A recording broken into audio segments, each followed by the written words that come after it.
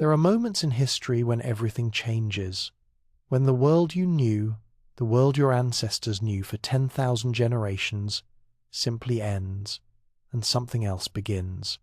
But before we speak of endings, let us remember what was lost. Imagine, if you will, a world without humanity, a world where the dominant civilizations had perfected their arts over millennia, where magic flowed as naturally as water, where time was measured not in decades but in ages. This was the world of the elder races, and for them, history moved at a different pace entirely. The elves called themselves the Einsiedher, the people of the hills, and what a people they were! Their cities rose from the landscape as though grown rather than built, towers of white stone that seemed to defy gravity itself, spiraling upward like frozen music. In the forests of Dol Blathanna, their architecture merged so completely with nature that you could walk beneath arches formed from living trees, their branches woven together over centuries into vaulted ceilings that breathed with the seasons. Consider for a moment what it means to build for eternity, when your lifespan stretches across centuries, when you might live to see 1,000 summers. You do not construct for mere decades. Every carving, every mosaic, every garden was a conversation with the future. The elves planted groves knowing their great-great-grandchildren would walk beneath mature canopy. They carved murals that told stories across entire cliff faces, narratives that would take hours to read, knowing that time was something they possessed in abundance. Their art celebrated the natural world with an intensity that bordered on worship. Not worship in the sense we might understand it. They had no need for gods, or so they believed, but rather a profound recognition of their place within the great web of existence. Their poetry spoke of seasons as living beings, of storms as expressions of the world's mood, of every creature as a thread in an infinite tapestry. To read their verses, even in translation, is to understand beauty as a force of nature, as essential as light or rain. And they did not merely observe nature, they understood it. Magic, to the elves, was not supernatural, it was simply natural. The energy that flows through all living things, the force that binds molecule to molecule and star to star, they had learned to perceive it, to channel it, to work with it as a sculptor works with clay. Their mages did not conquer reality. They conversed with it. They asked rather than demanded. And reality, more often than not, answered. But the Einsiedher were not alone in this elder world. Deep beneath the mountains, in halls carved from living rock, the dwarves had built their own civilization. If elven architecture reached for the sky, dwarven craftsmanship delved into the bones of the earth itself. Mahakam, their greatest kingdom, was a wonder that few surface dwellers ever witnessed. Imagine cities built in caverns so vast they contained their own weather, where artificial suns, great spheres of captured light, illuminated streets and plazas, carved with such precision that not even a knife blade could slip between stones. The dwarves were builders and craftsmen without equal. Where elves created beauty for its own sake, dwarves forged permanence. A dwarven bridge would stand for 10,000 years. A dwarven blade would never dull, never break, never fail. They worked metal as though they understood it from the inside, as though they could hear the songs of iron and gold and mithril, and knew exactly how to coax those songs into steel. But craftsmanship was only part of their culture. The dwarves were philosophers, historians, keepers of grudges and honours that spanned generations. They recorded everything, every trade agreement, every slight, every alliance. In their great libraries, carved into halls of granite, they maintained chronicles that stretched back to the dawn of their found. Memory. They were meticulous, methodical, unforgiving of disorder and chaos. And yet, they were not cold. Dwarven celebrations could last for weeks. Their brewmasters created ales and meads that were legendary, beverages so complex they required decades to mature, recipes passed down through families like sacred texts. To be welcomed into a dwarven feast was to experience hospitality as a high art, where friendship was taken as seriously as any contract, and a promise given over shared drink was more binding than any written law. Then there were the gnomes, often overlooked in later histories, but essential to the tapestry of elder civilization. The gnomes were the great mechanics, the inventors, the tinkerers who saw the world as a puzzle to be solved. While elves worked with living magic and dwarves with eternal stone, gnomes explored the principles of lever and gear, of water and wind, of natural philosophy made manifest. Their devices dotted the landscape windmills of ingenious design, water systems that defied intuition, tools and instruments of breathtaking precision. The gnomes were collectors of knowledge. They observed, they recorded, they theorized. They were the scientists of their age, though they would not have used that word. They simply asked, "How does this work? Why does that happen? What if we tried this instead?" Their curiosity was boundless, their inventiveness remarkable, and unlike the elves with their millennia or the dwarves with their centuries, gnomes lived shorter lives, mere 200 years or so, which gave them a different relationship with time. They worked with urgency, with enthusiasm, always aware that knowledge must be passed on before the candle guttered. And finally, the halflings. Small in stature, often dismissed by the taller races, but possessing a wisdom that the others sometimes lacked. The halflings were agrarians, merchants, travellers. They cultivated the land with a devotion that bordered on artistry, coaxing from soil and seed abundance that seemed impossible. Their villages were models of pastoral perfection, fields laid out in geometric beauty, orchards that produced fruit of extraordinary quality. But more than this, halflings were the social glue of the elder world. They were diplomats by nature, traders who moved between elven forests and dwarven halls, gnomish workshops and their own villages, carrying news and goods and stories. They had no grand cities, no legendary artifacts, no earth-shaking magic. What they had was community. They understood that civilization rested not on great monuments but on small kindnesses, on hospitality, on the willingness to share bread with strangers. These four peoples, Einsiedhe, dwarves, gnomes and halflings, had learned to coexist over thousands of years, not always peacefully, mind you. There were tensions, territorial disputes, philosophical disagreements that could simmer for centuries, but they had reached an equilibrium, a complex balance of power and respect. They traded with one another. Elven artwork adorned dwarven halls. Dwarven weapons protected elven cities. Gnomish devices improved halfling farms. Halfling produce fed gnomish workshops. Their economies intertwined, their cultures cross-pollinated, their languages borrowed from one another until even scholars could not always identify a word's origin. More importantly, they shared something deeper, a worldview. All four races understood magic as woven into the fabric of existence. They all measured time in ages rather than years. They all built for permanence. They all respected the old ways, the accumulated wisdom of millennia. They were not identical, but they were compatible. They belonged to the same world. How did they mark the passage of time in this elder world? Not as we do, racing against clocks and calendars. The elves celebrated the solstices and equinoxes with festivals that lasted weeks.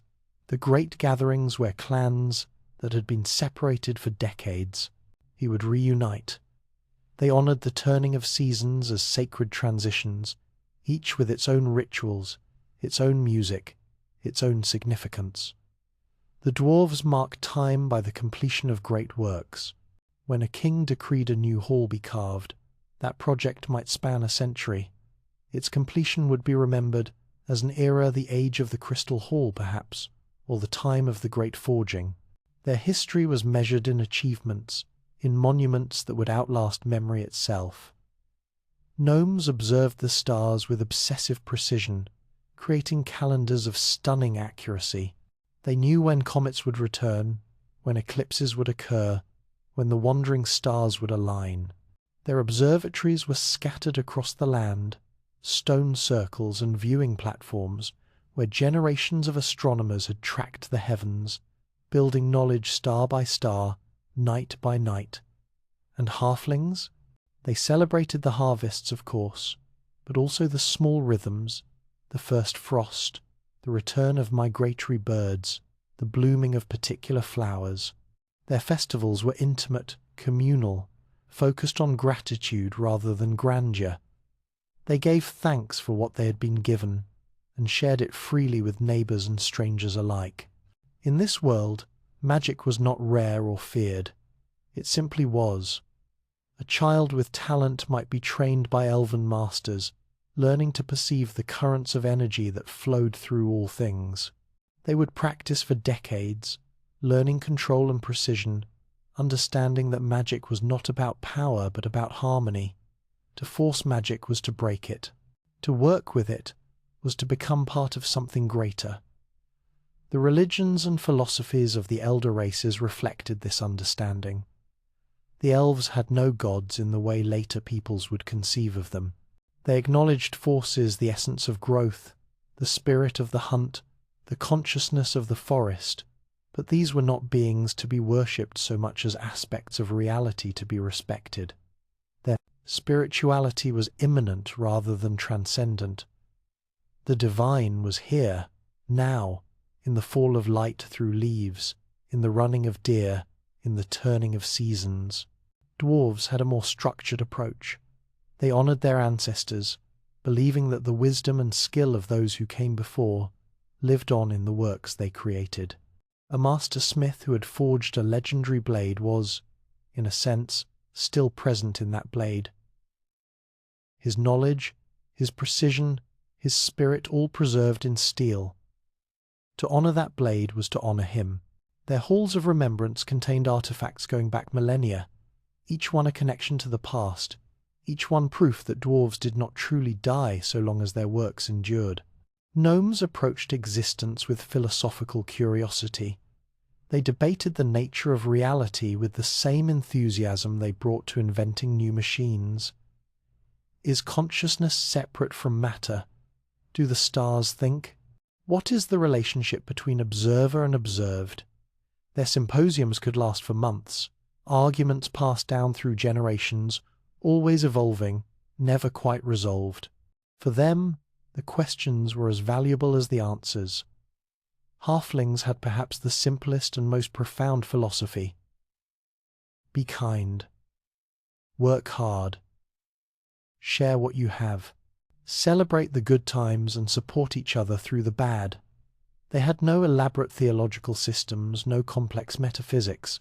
They simply lived with an awareness of interconnection, an understanding that their well-being was bound up with the well-being of others. It was practical wisdom, the kind that survives because it works. This was the world before the conjunction, a world ancient beyond human comprehension, stable beyond human imagination, rich with cultures that had perfected their arts across spans of time that made the pyramid seem like yesterday's construction. It was not perfect. There was conflict, yes. There was inequality. The elder races could be as classist and prejudiced as any people. There was violence on occasion. But there was also continuity. There was the assumption that tomorrow would be much like today, that the great patterns would continue, that the world belonged to those who had always inhabited it. And then, one ordinary day that no one expected to be extraordinary, the sky tore open. It happened in an instant and across the entire world simultaneously. Witnesses, those few who survived, to record what they saw, described it as though reality itself had been slashed, as if the fabric of existence had been cut by an impossibly sharp blade. Through that wound in the world poured something unprecedented. Humanity. They came not as explorers or traders, but as refugees, fleeing some catastrophe in their own world that history has forgotten. thousands upon thousands of human beings, tumbling through dimensional rifts, emerging in forests and fields, in mountains and valleys, suddenly present in a world that was not theirs and had never been meant for them. They brought with them everything they were, their technologies, so different from what the elder races knew, their beliefs, gods of jealousy and vengeance, concepts of sin and salvation that were foreign to this reality. Their ambitions, their hungers, their capacity for rapid reproduction and rapid change, their fear, their desperation, their will to survive at any cost, and they brought their monsters, because the conjunction of the spheres, as it came to be called, did not merely connect two worlds. It shattered barriers that had kept multiple realities separate. Through those breaches came creatures that should not exist, that violated every natural law the elder races understood. Things from nightmare dimensions where evolution had taken terrible turns, where predators had developed beyond anything this world had ever seen. The drowners that crawled from swamps, twisted humanoid forms that pulled travellers beneath the water. The ghouls that fed on corpses and multiplied in battlefields and plague pits. The werewolves humans transformed into something that was neither one thing nor another, creatures of rage and hunger. The vampires, beings of impossible power and awful intelligence, who viewed all mortal races as cattle.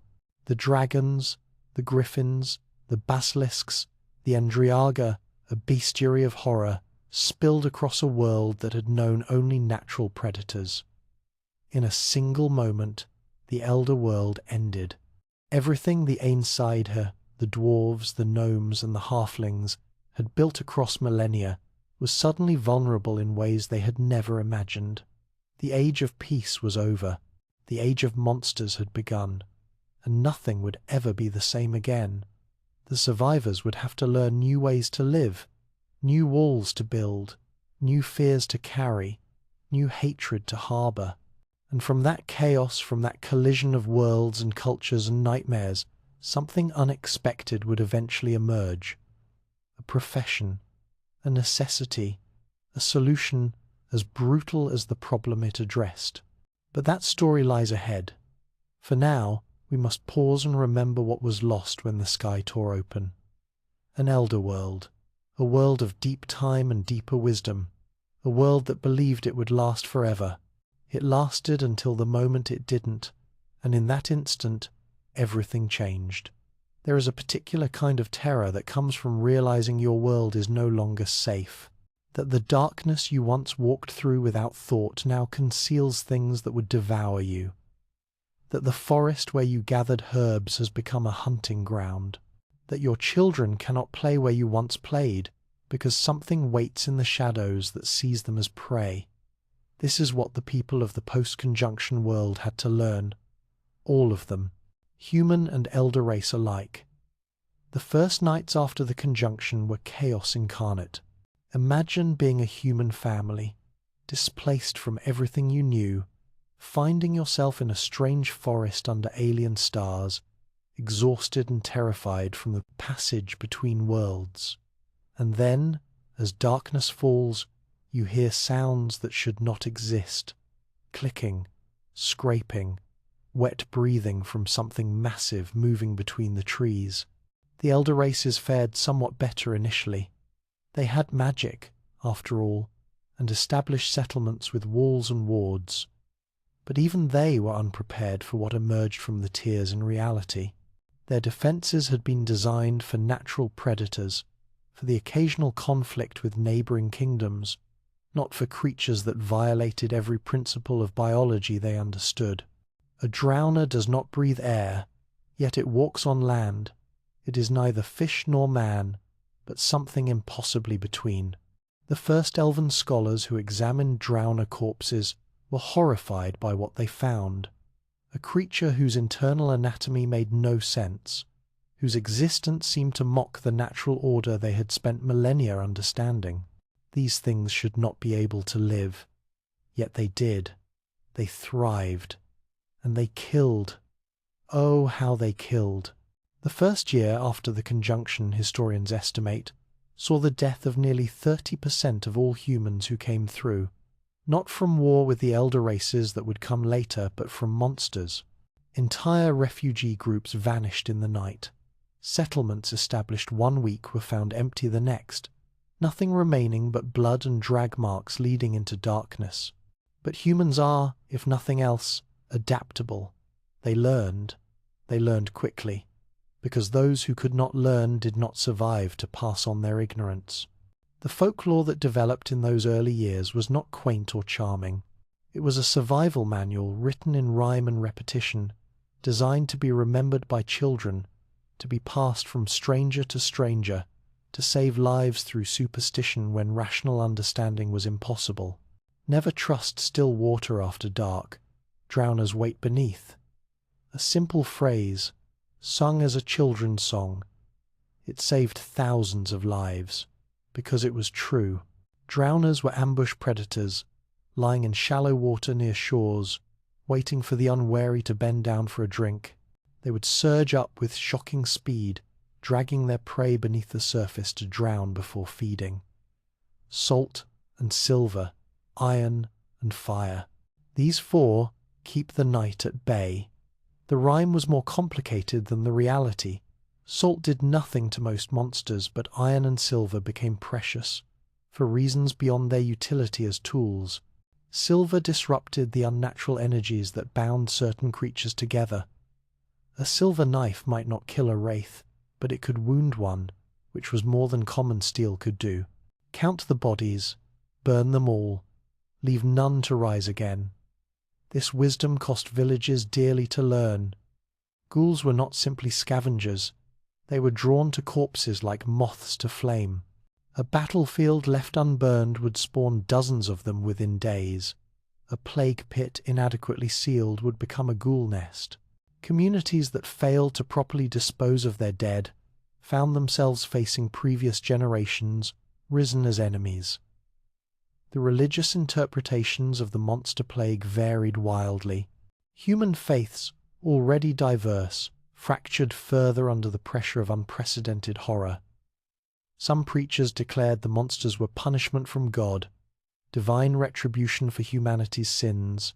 They called for repentance, for sacrifice, for purification through suffering. Their followers built churches with walls like fortresses, praying for salvation while monsters scratched at the doors. Others saw the creatures as demons from hell, literal manifestations of evil sent to test the faithful. They hunted monsters with religious fervor, believing each kill struck a blow against the forces of darkness. These monster-hunting crusaders were often brave and always zealous, though their faith frequently exceeded their skill. Many died, martyrs to a cause that consumed them. The elder races had their own interpretations. Some elven philosophers argued that the monsters were aberrations, violations of natural law that the world itself would eventually reject. They believed that given time, reality would correct this error, and the creatures would fade like morning fog. They were, of course, wrong. The monsters were not temporary anomalies. They were here to stay. Dwarven scholars took a more practical view. To them, monsters were simply new problems requiring new solutions. They began cataloguing the creatures methodically, recording their behaviors, their weaknesses, their habitats. The first true bestiaries were dwarven works, precise, illustrated, brutally honest about the lethality of each species. These tomes would later save countless lives, though many of their authors did not survive the research required to create them. But knowledge alone did not stop monsters. People had to change how they lived, fundamentally, completely. Consider the simple act of travel. Before the conjunction, a merchant might journey alone between towns, perhaps armed against bandits, but generally confident of reaching their destination. After, solo travel became suicide. Caravans formed, groups of 20 or 30 travelers moving together, armed guards rotating watch throughout the night. Even then, there were losses. The economic impact was staggering. Trade routes that had existed for centuries were abandoned because certain stretches became too dangerous. Villages that had thrived as way stations died as traffic redirected around them. Some settlements survived only by paying tribute to particularly intelligent monsters, vampires, primarily essentially bribing predators to hunt elsewhere. Walls became ubiquitous. Every village, no matter how small, built fortifications, not grand defensive works like city walls, but simple palisades, anything to keep out the things that prowled in darkness. Gates closed at sunset, without exception. Anyone caught outside after dark was on their own. Harsh, certainly, but necessary, because opening a gate at night, even to save a screaming neighbor, might let something in that would kill everyone. New professions emerged, born from desperate necessity. Monster bait became an actual occupation. These were usually criminals or the desperately poor who would agree to sit in a vulnerable position near water, on a forest edge, in a cemetery, drawing monsters into ambush range for hunters. The mortality rate was predictably awful, but the pay was good when you survived. Beast trackers learned to read signs invisible to others. The particular pattern of broken branches that indicated a fiend's passage, the distinctive smell of Katakan spore, the subtle wrongness in birdsong that suggested a Leshen's territory. These specialists commanded high prices and saved countless lives, though few lived to old age. Knowledge of monsters required proximity to monsters, and proximity was lethal. There were those who specialized in identifying creatures by what they left behind. A body found drained of blood might be a vampire, or a Katakan, or an Alp, or any of a dozen other things. The specific manner of death mattered: bite patterns, presence or absence of certain fluids, the positioning of the corpse. These investigators were essential for determining what killed someone, which dictated what precautions were needed, which hunters to hire, which prayers to offer. The widows and orphans became a social class unto themselves. In some communities they outnumbered intact families. Support systems developed informal networks of survival, where those who had lost husbands, wives, or parents banded together. They shared resources, raised each other's children, taught one another the skills needed to survive without the protection of those who had died. The psychological impact cannot be understated. This was collective trauma on a civilizational scale, an entire world learning that safety was an illusion, that death could come from nowhere, that everything I thought they knew about existence was wrong. Children grew up never having experienced a world without monsters. For them, the precautions were normal. The bedtime stories were warnings. The lullabies were lessons. Don't go into the woods alone. Don't play near the water at dusk. Don't invite strangers in after dark. They learned fear before they learned to read. Adults coped in various ways. Some became hypervigilant, seeing threats everywhere, unable to ever truly relax. Others developed a fatalistic acceptance: when your time comes, it comes, so why worry? Still others threw themselves into work, into family, into anything that gave them purpose beyond mere survival. But humans were not the only ones adapting. The elder races faced their own crises, and many of these involved the very presence of humanity. The Ayan Saidha watched in mounting horror as humans reproduced at rates that seemed biologically impossible. An elf might have one child every few decades. Humans had several children every few years. Population dynamics that had remained stable for millennia suddenly shifted. Within a single elven lifespan, a mere few centuries, humans went from refugee populations to the dominant demographic in many regions. And humans needed space. They cleared forests for farmland, and those forests were often elven territories. They mined mountains, disrupting dwarven domains. They dammed rivers, rerouted streams, altered landscapes with shocking speed. What took elves centuries to consider, humans decided in months and executed in years. The resource conflicts began almost immediately. A human village needed timber. The forest they cut was sacred to local elves. The elves retaliated, killing loggers. Humans burned the forest in revenge. Elves killed more humans. The cycle escalated. Neither side intended war initially, but countless small conflicts aggregated into something larger, uglier, more intractable. Racism developed on all sides, virulent and bitter. Humans called elves knife-ears, mocking their appearance while seizing their lands. They portrayed elder races as inhuman, as obstacles to progress, as relics of a dead age. Human propaganda depicted elves as cold and arrogant, dwarves as greedy and insular, all of them as lesser beings whose rights were negotiable. The elder races responded with their own prejudices.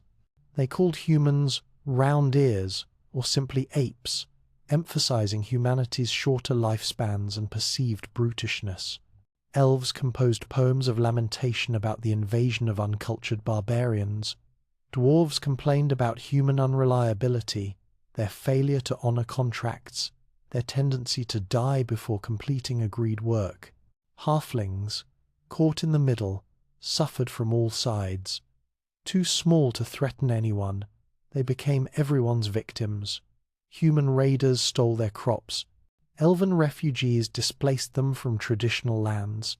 Monsters slaughtered their villages, which lacked the defenses of larger settlements. Many halflings survived only by becoming even more accommodating, even more useful, making themselves indispensable as mediators and merchants. The gnomes faced perhaps the strangest challenge. Humans were fascinated by gnomish technology and constantly tried to steal or reverse engineer their devices. Gnomish workshops were raided so frequently that many gnomes stopped innovating openly, hiding their work, refusing to share knowledge with humans.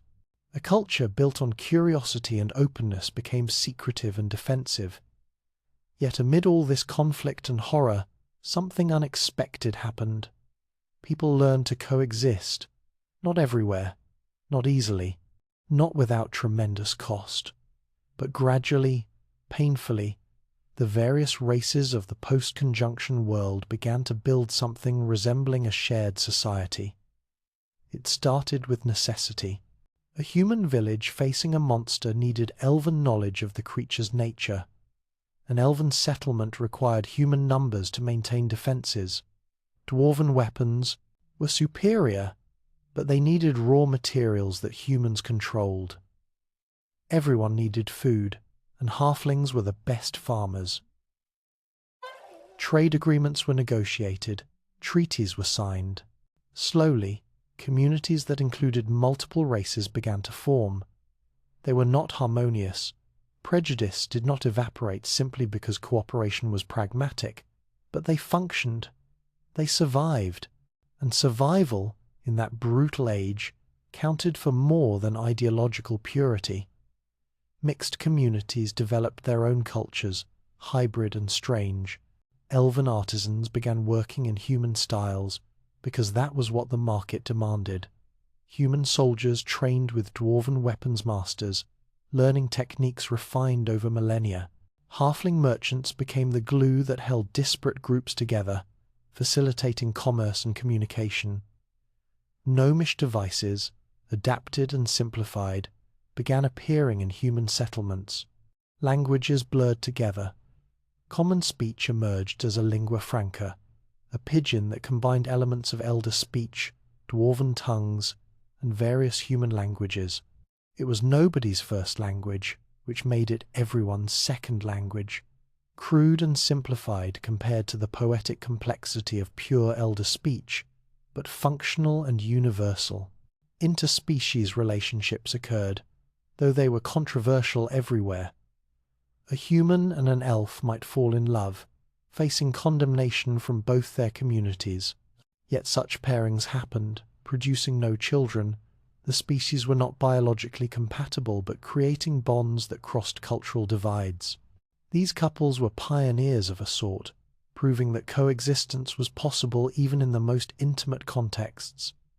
The younger generations, particularly, began to see each other differently.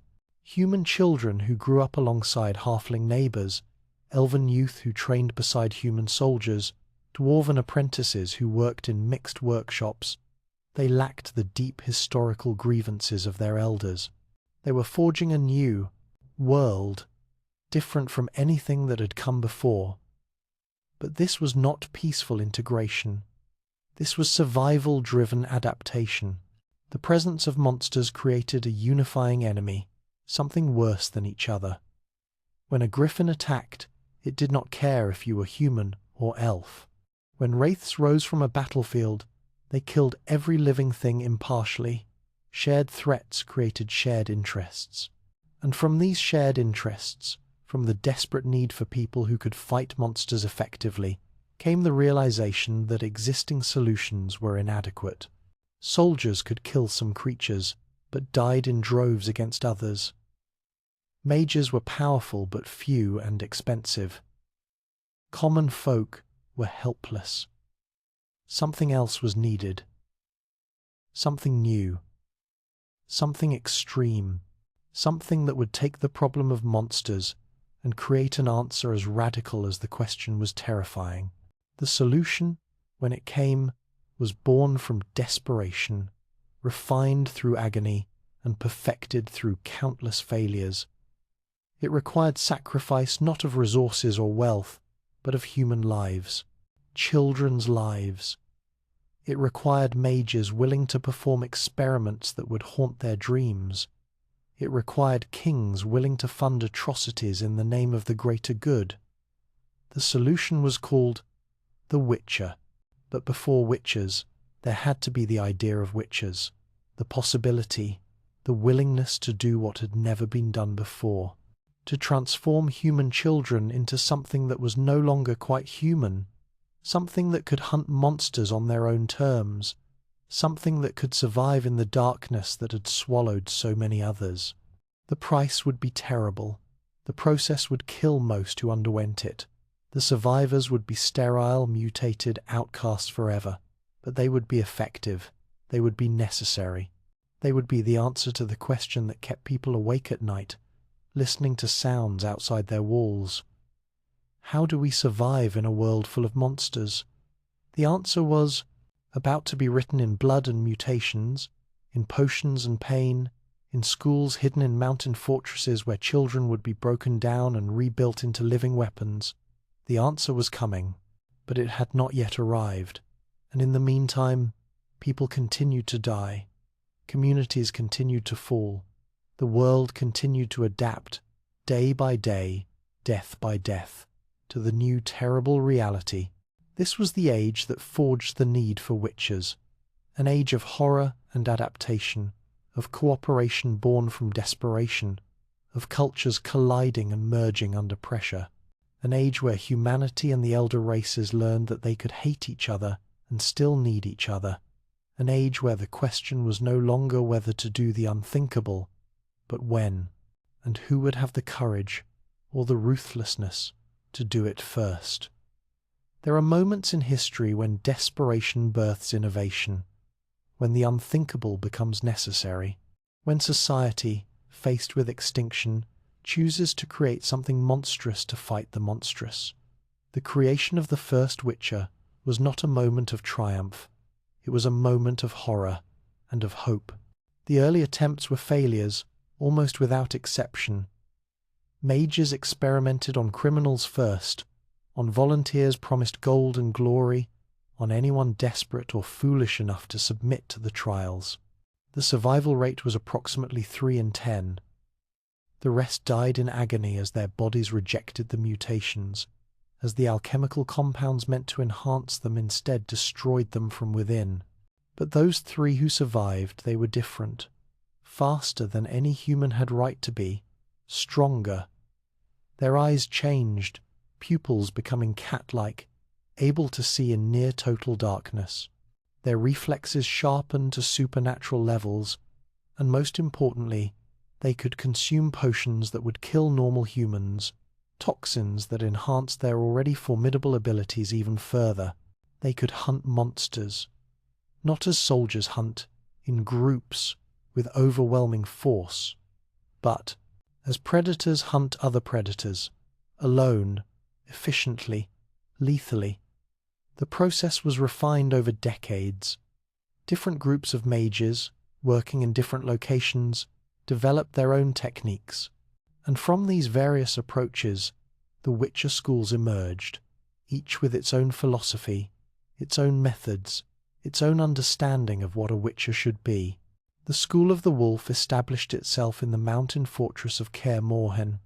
Of all the schools, the wolves would become the most famous, though that fame would come centuries later. Their philosophy was one of balance and neutrality. A Witcher, they taught, was neither hero nor villain. A Witcher was a professional. You took contracts, you killed monsters, you collected payment. You did not involve yourself in politics. You did not choose sides in human conflicts. You remained apart. This was not cowardice. It was survival. Because a Witcher who became entangled in political disputes would quickly find themselves with enemies who had resources and soldiers and mages of their own. Better to be Switzerland than to be a partisan.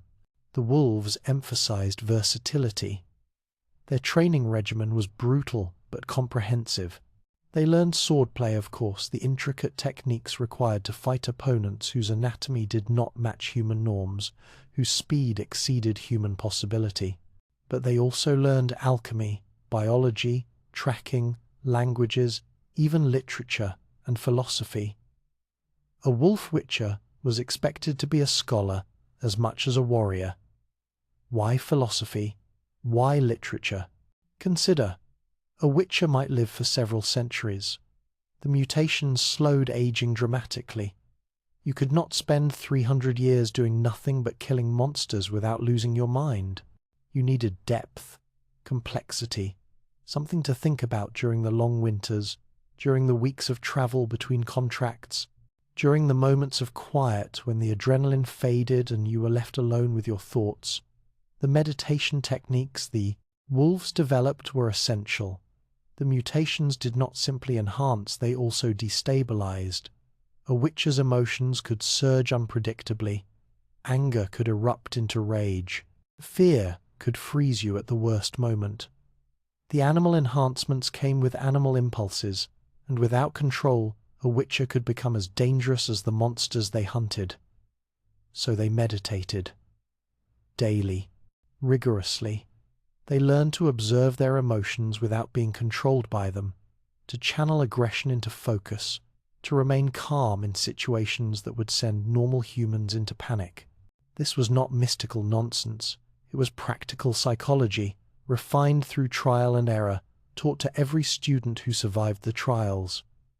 The School of the Cat took a different path entirely. Where wolves emphasized neutrality, cats embraced moral flexibility.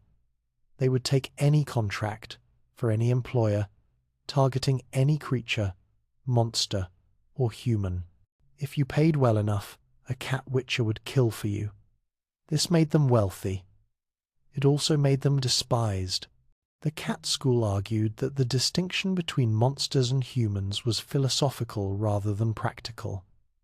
A baron who tortured peasants for entertainment, was he not more monstrous than a griffin that killed from hunger?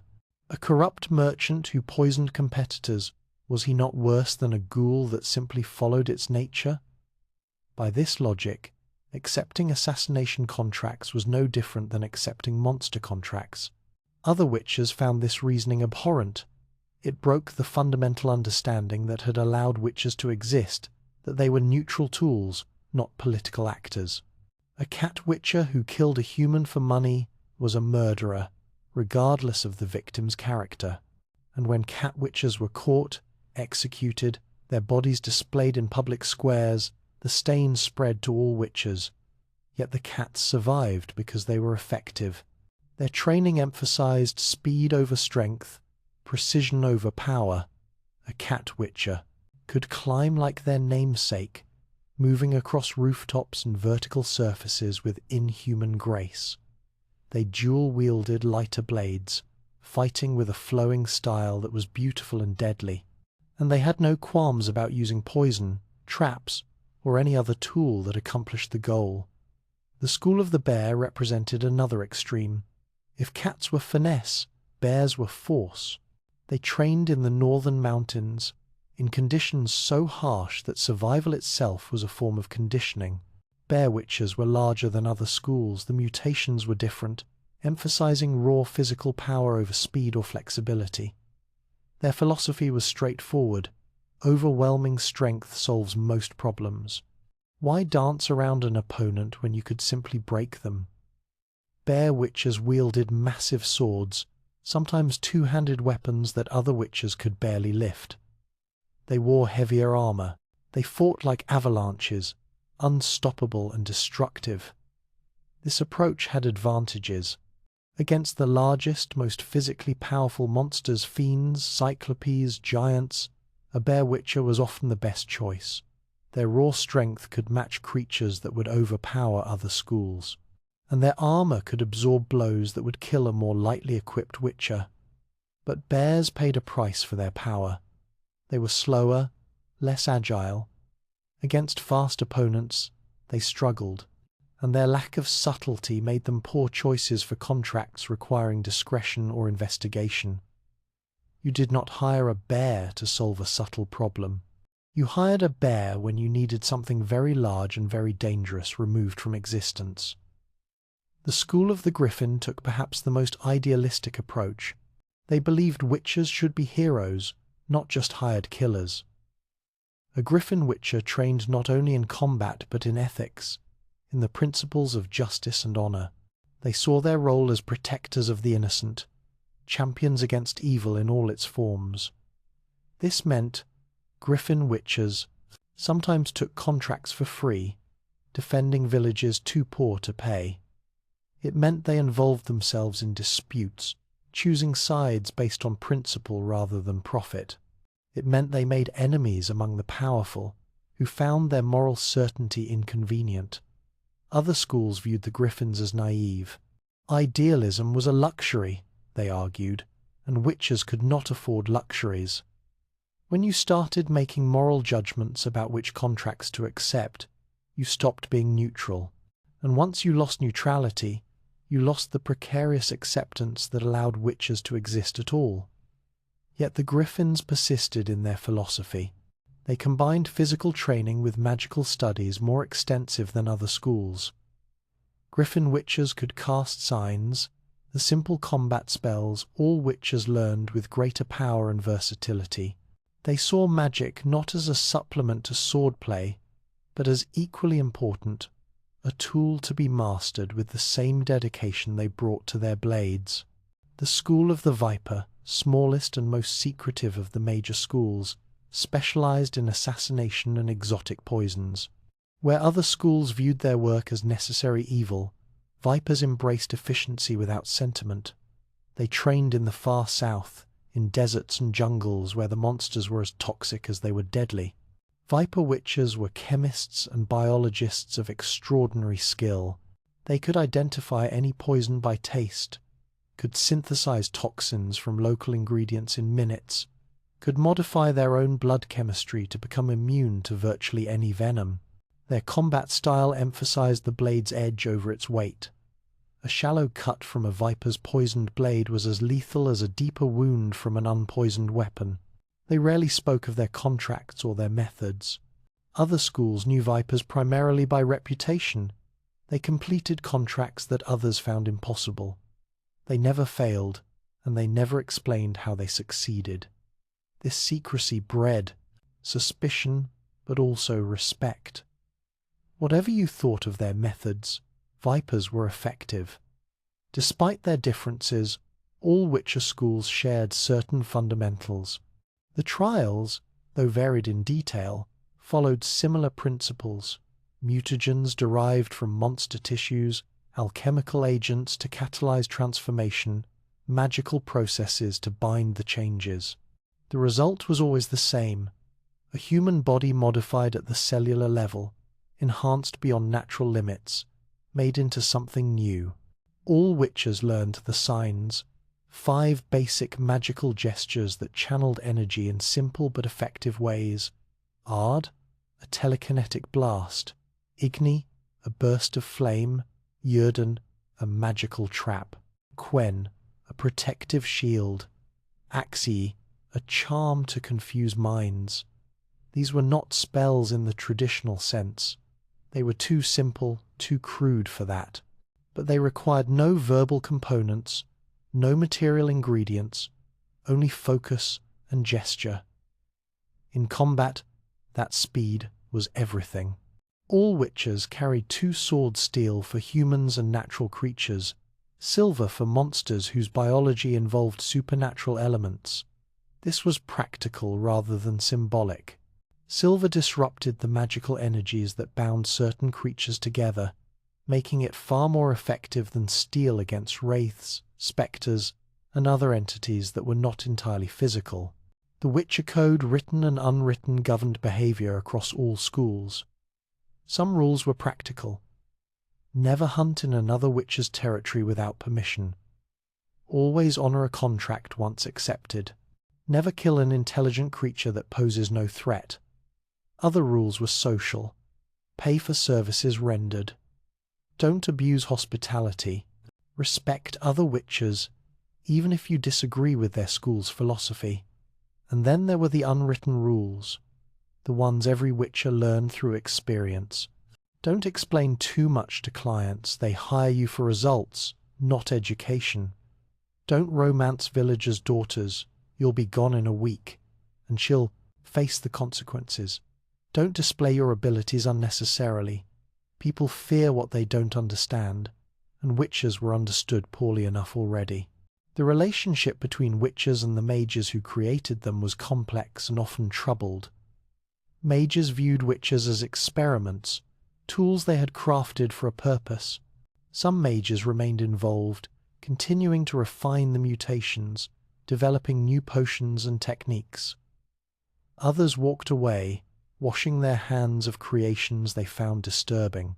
Witches, for their part, had mixed feelings about their creators. Gratitude for the abilities that allowed them to survive, perhaps, but also resentment for the pain of the trials, for the sterility, for the mutations that marked them as forever different. And deeper than resentment was the awareness that they owed their existence to someone else's design, that they were manufactured rather than born. Some witches maintained relationships with mages, returning periodically for additional mutations or enhanced training. Others cut all ties, wanting nothing to do with those who had transformed them. Still others formed partnerships, witches and mages, working together on contracts that required both combat prowess and magical expertise. The unique witcher perspective on mortality developed gradually. When you are sterile, you have no descendants to carry on your legacy. When you are different, you have no community that fully accepts you. When you will outlive normal humans by centuries, you watch the world change while you remain constant. This created a peculiar form of detachment. A witcher in their second century had seen kingdoms rise and fall, had watched villages grow into cities, had met great-grandchildren of people they once knew. Continuity became an illusion. Everything was temporary except yourself and your fellow witchers. So witchers formed bonds with each other that transcended school affiliations.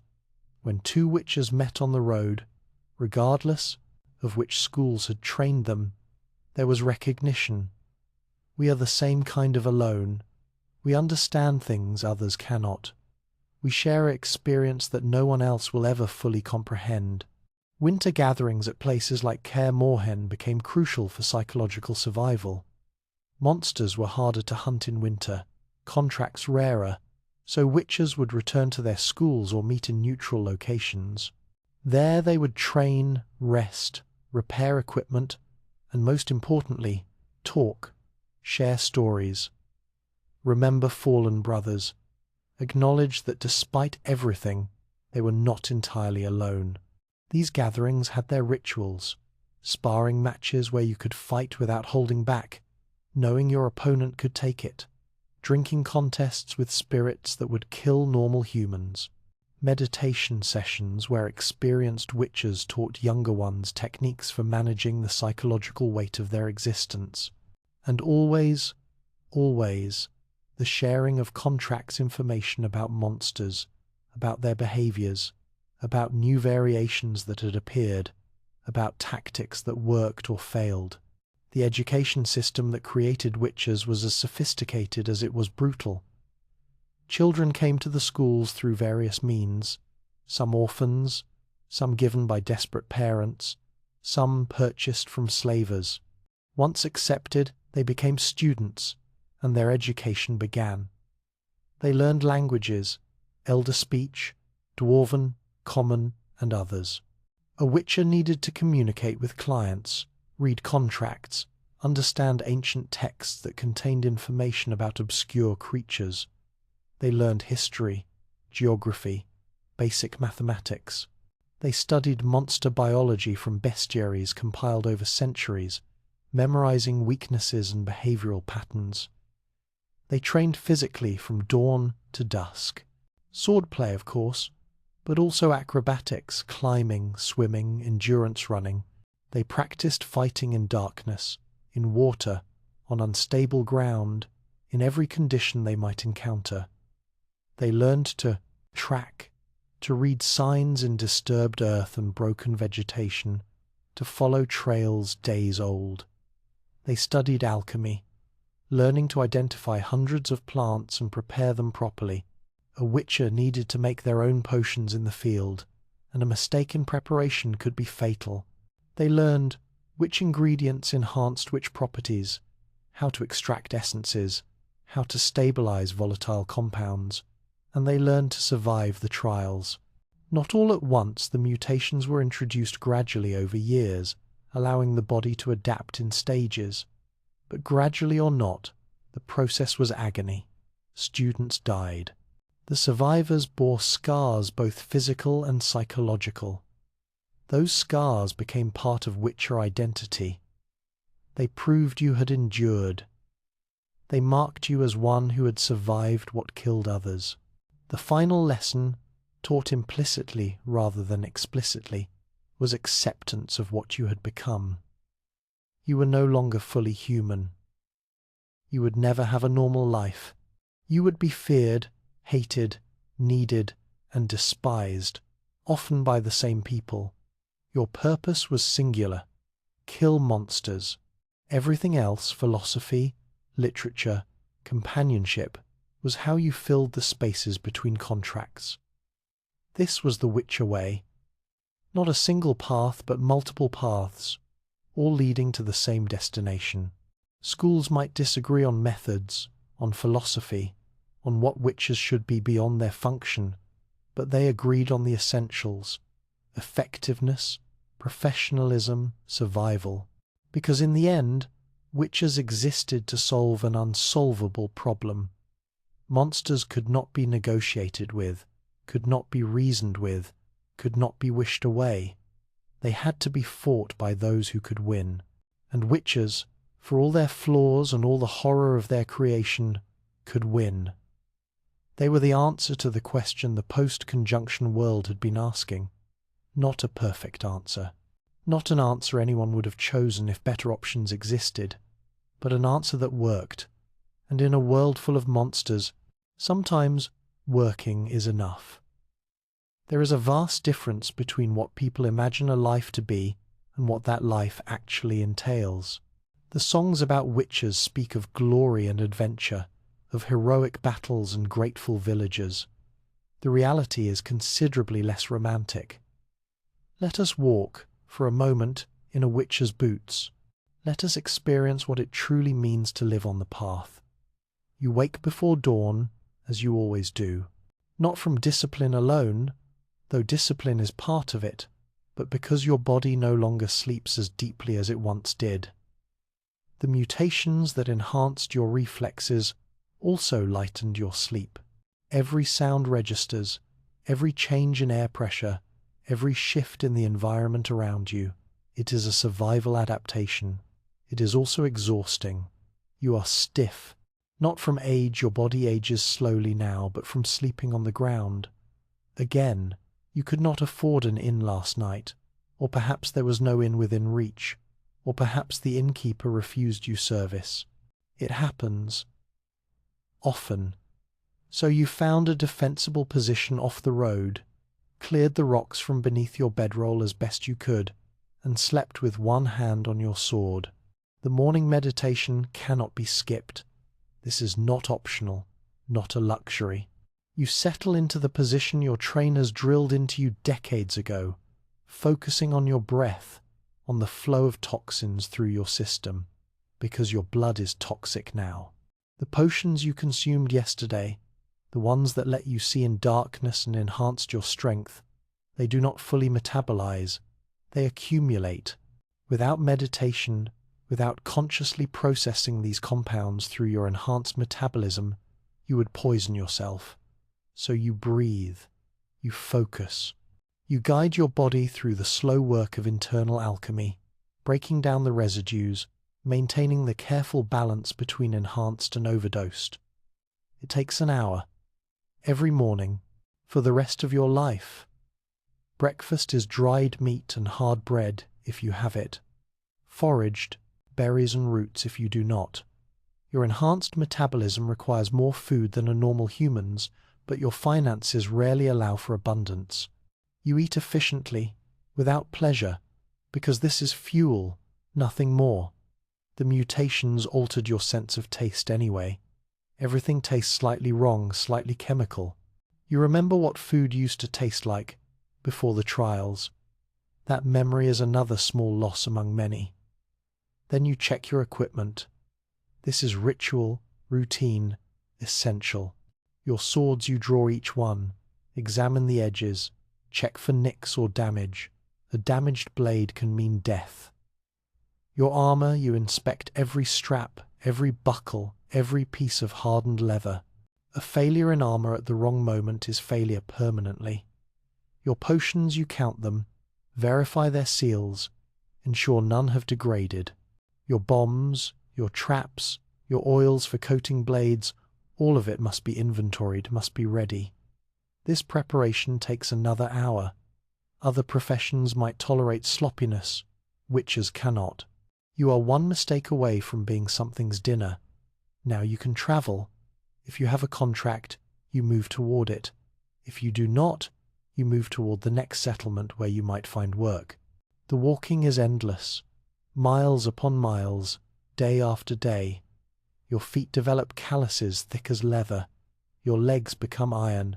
You learn to maintain a pace you can sustain indefinitely, a rhythm that eats distance without exhausting you. As you walk, you read the world. This is not metaphor. You are constantly interpreting signs, processing information. That broken branch, how old is the break? What height was the creature that broke it?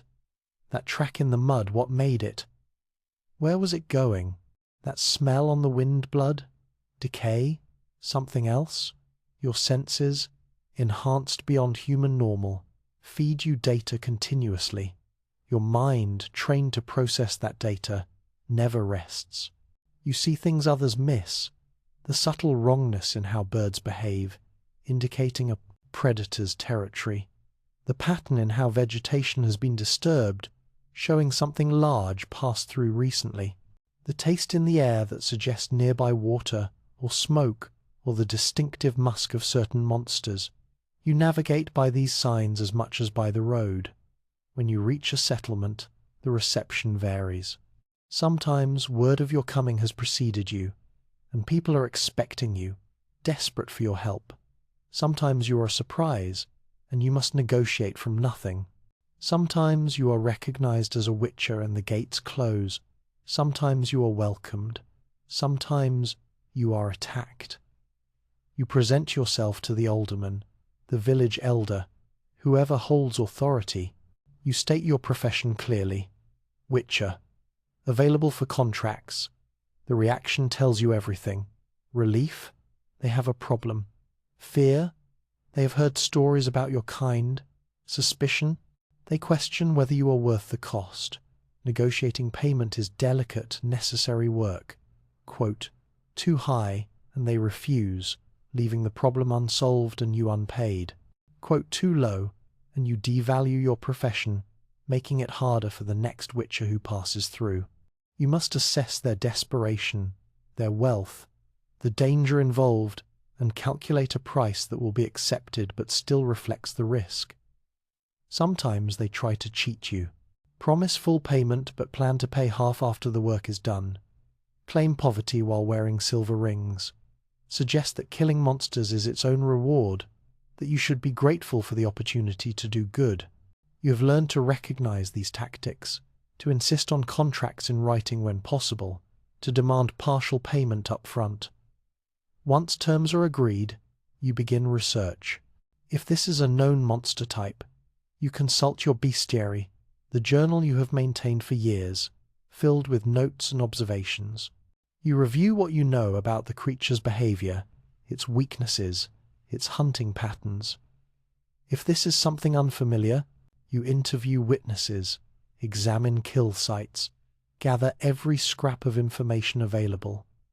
This investigation often takes days. You might track the creature to its lair, observe from a distance, note when it hunts and where it rests. You might set bait to test its reactions, learn its patterns, identify vulnerabilities. A witcher who rushes in without preparation is a dead witcher. Your instructors drilled this into you. If you must draw steel, you have already failed. The fight should be won before it begins, through proper planning. You prepare your equipment specifically for this hunt. If the creature is vulnerable to silver, you coat your silver blade with the appropriate oil spectre oil for wraiths, necrophage oil for ghouls, relict oil for ancient beings. If it uses poison, you drink potion of golden aureole to neutralize toxins. If it is fast, you drink swallow to accelerate healing, because you will be hit. If it hunts at night, you drink cat to see in darkness. These potions are not pleasant. They burn going down, and their effects are violent. Your pupils dilate until your eyes are nearly black. Your veins stand out against your skin, dark and prominent. Your heart rate increases, pounding in your chest. You become slightly feverish, slightly unstable.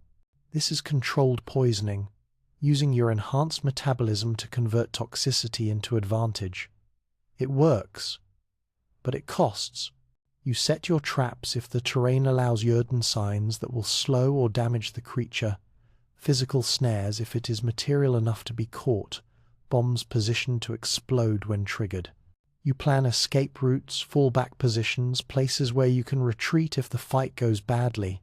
You never assume victory. You always prepare for failure.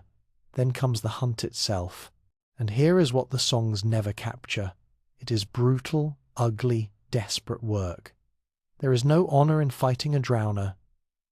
There is no glory in killing a ghoul. These creatures are not noble opponents. They are biological, machines optimized for predation, and you are attempting to dismantle those machines before they dismantle you.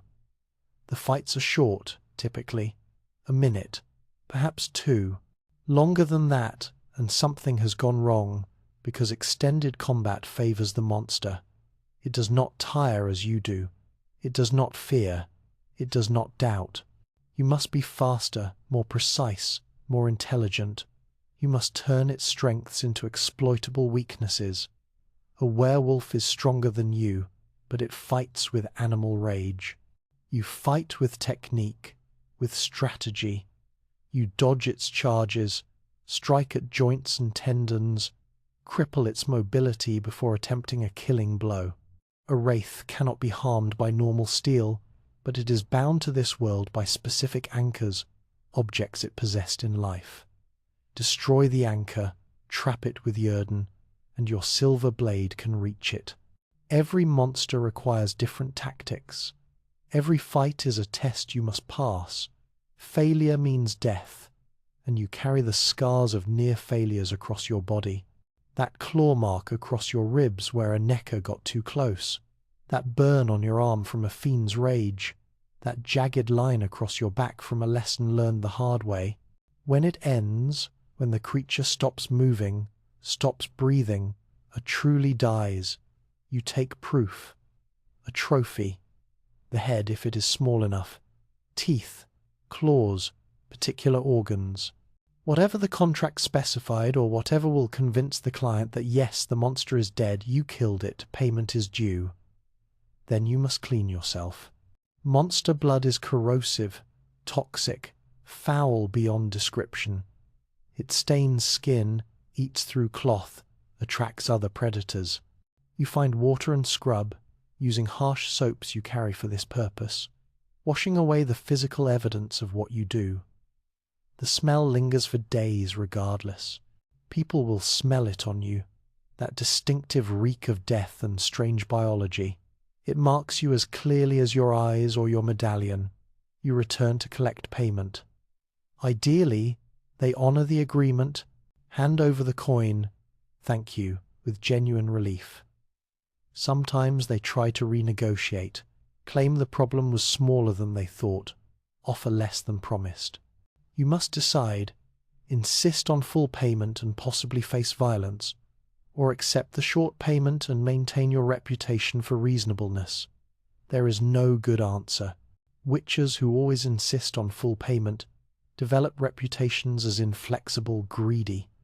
Witchers who accept less become targets for exploitation.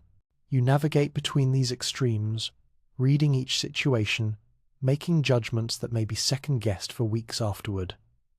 Payment collected, you might stay in the settlement for a night. If relations are good, if the innkeeper allows it, you rent a room, a real bed, 4 walls, a door that locks. These simple luxuries feel extravagant after weeks on the road. You bathe properly, using hot water, washing away layers of grime and blood and exhaustion.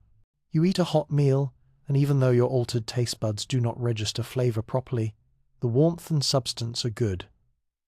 You might visit the tavern. Not for recreation exactly, but for information. Taverns are where you hear rumors, learn about contracts elsewhere, gather intelligence about which roads are safe and which are not. You sit in corners, you observe, you listen. Occasionally someone approaches, usually someone drunk enough to overcome the fear of talking to a witcher. Sometimes it is a merchant asking about road conditions. Sometimes it is a young person with romantic notions about becoming a witcher, whom you dissuade as kindly as possible. Sometimes it is a widow whose husband died to a monster, who wants to know if you killed the thing, who needs to know that his death has been avenged. You answer honestly, it is the least you can do. And sometimes it is a woman or a man. Preferences vary who finds the danger attractive, who is drawn to the idea of a night with someone who walks so close to death. These encounters happen more often than the prudish might expect. There is something about witches that appeals to certain people. Perhaps the knowledge that you will leave come morning. Perhaps the thrill of intimacy with someone so clearly other. Perhaps simple loneliness recognizing similar loneliness. You accept these encounters when they come, not from love. Love is complicated when you outlive normal humans by centuries, but from need, for connection, however temporary, for warmth, for a reminder that you are still capable of feeling something other than the cold focus required for killing. Come morning, you leave. You always leave. The path does not pause for long. There are other contracts elsewhere, other settlements that need your services, other monsters to hunt. You walk out of the village as you walked in, alone, heading toward the next destination. The loneliness is constant. Not the solitude, witches often prefer solitude to crowds, but the awareness that you are fundamentally separate from the people you protect. They need you, but they do not want you. They pay you, but they do not thank you. You save their children, and those same children learn to fear people like you. The rare friendships become precious because of this. When you meet another witcher on the road, you stop, you share information, you drink together if time allows. These meetings are brief but vital. Here is someone who understands. Someone who lives the same life, faces the same challenges, carries the same weight. You do not need to explain yourself to another witcher. They know. You form bonds with other outcasts too.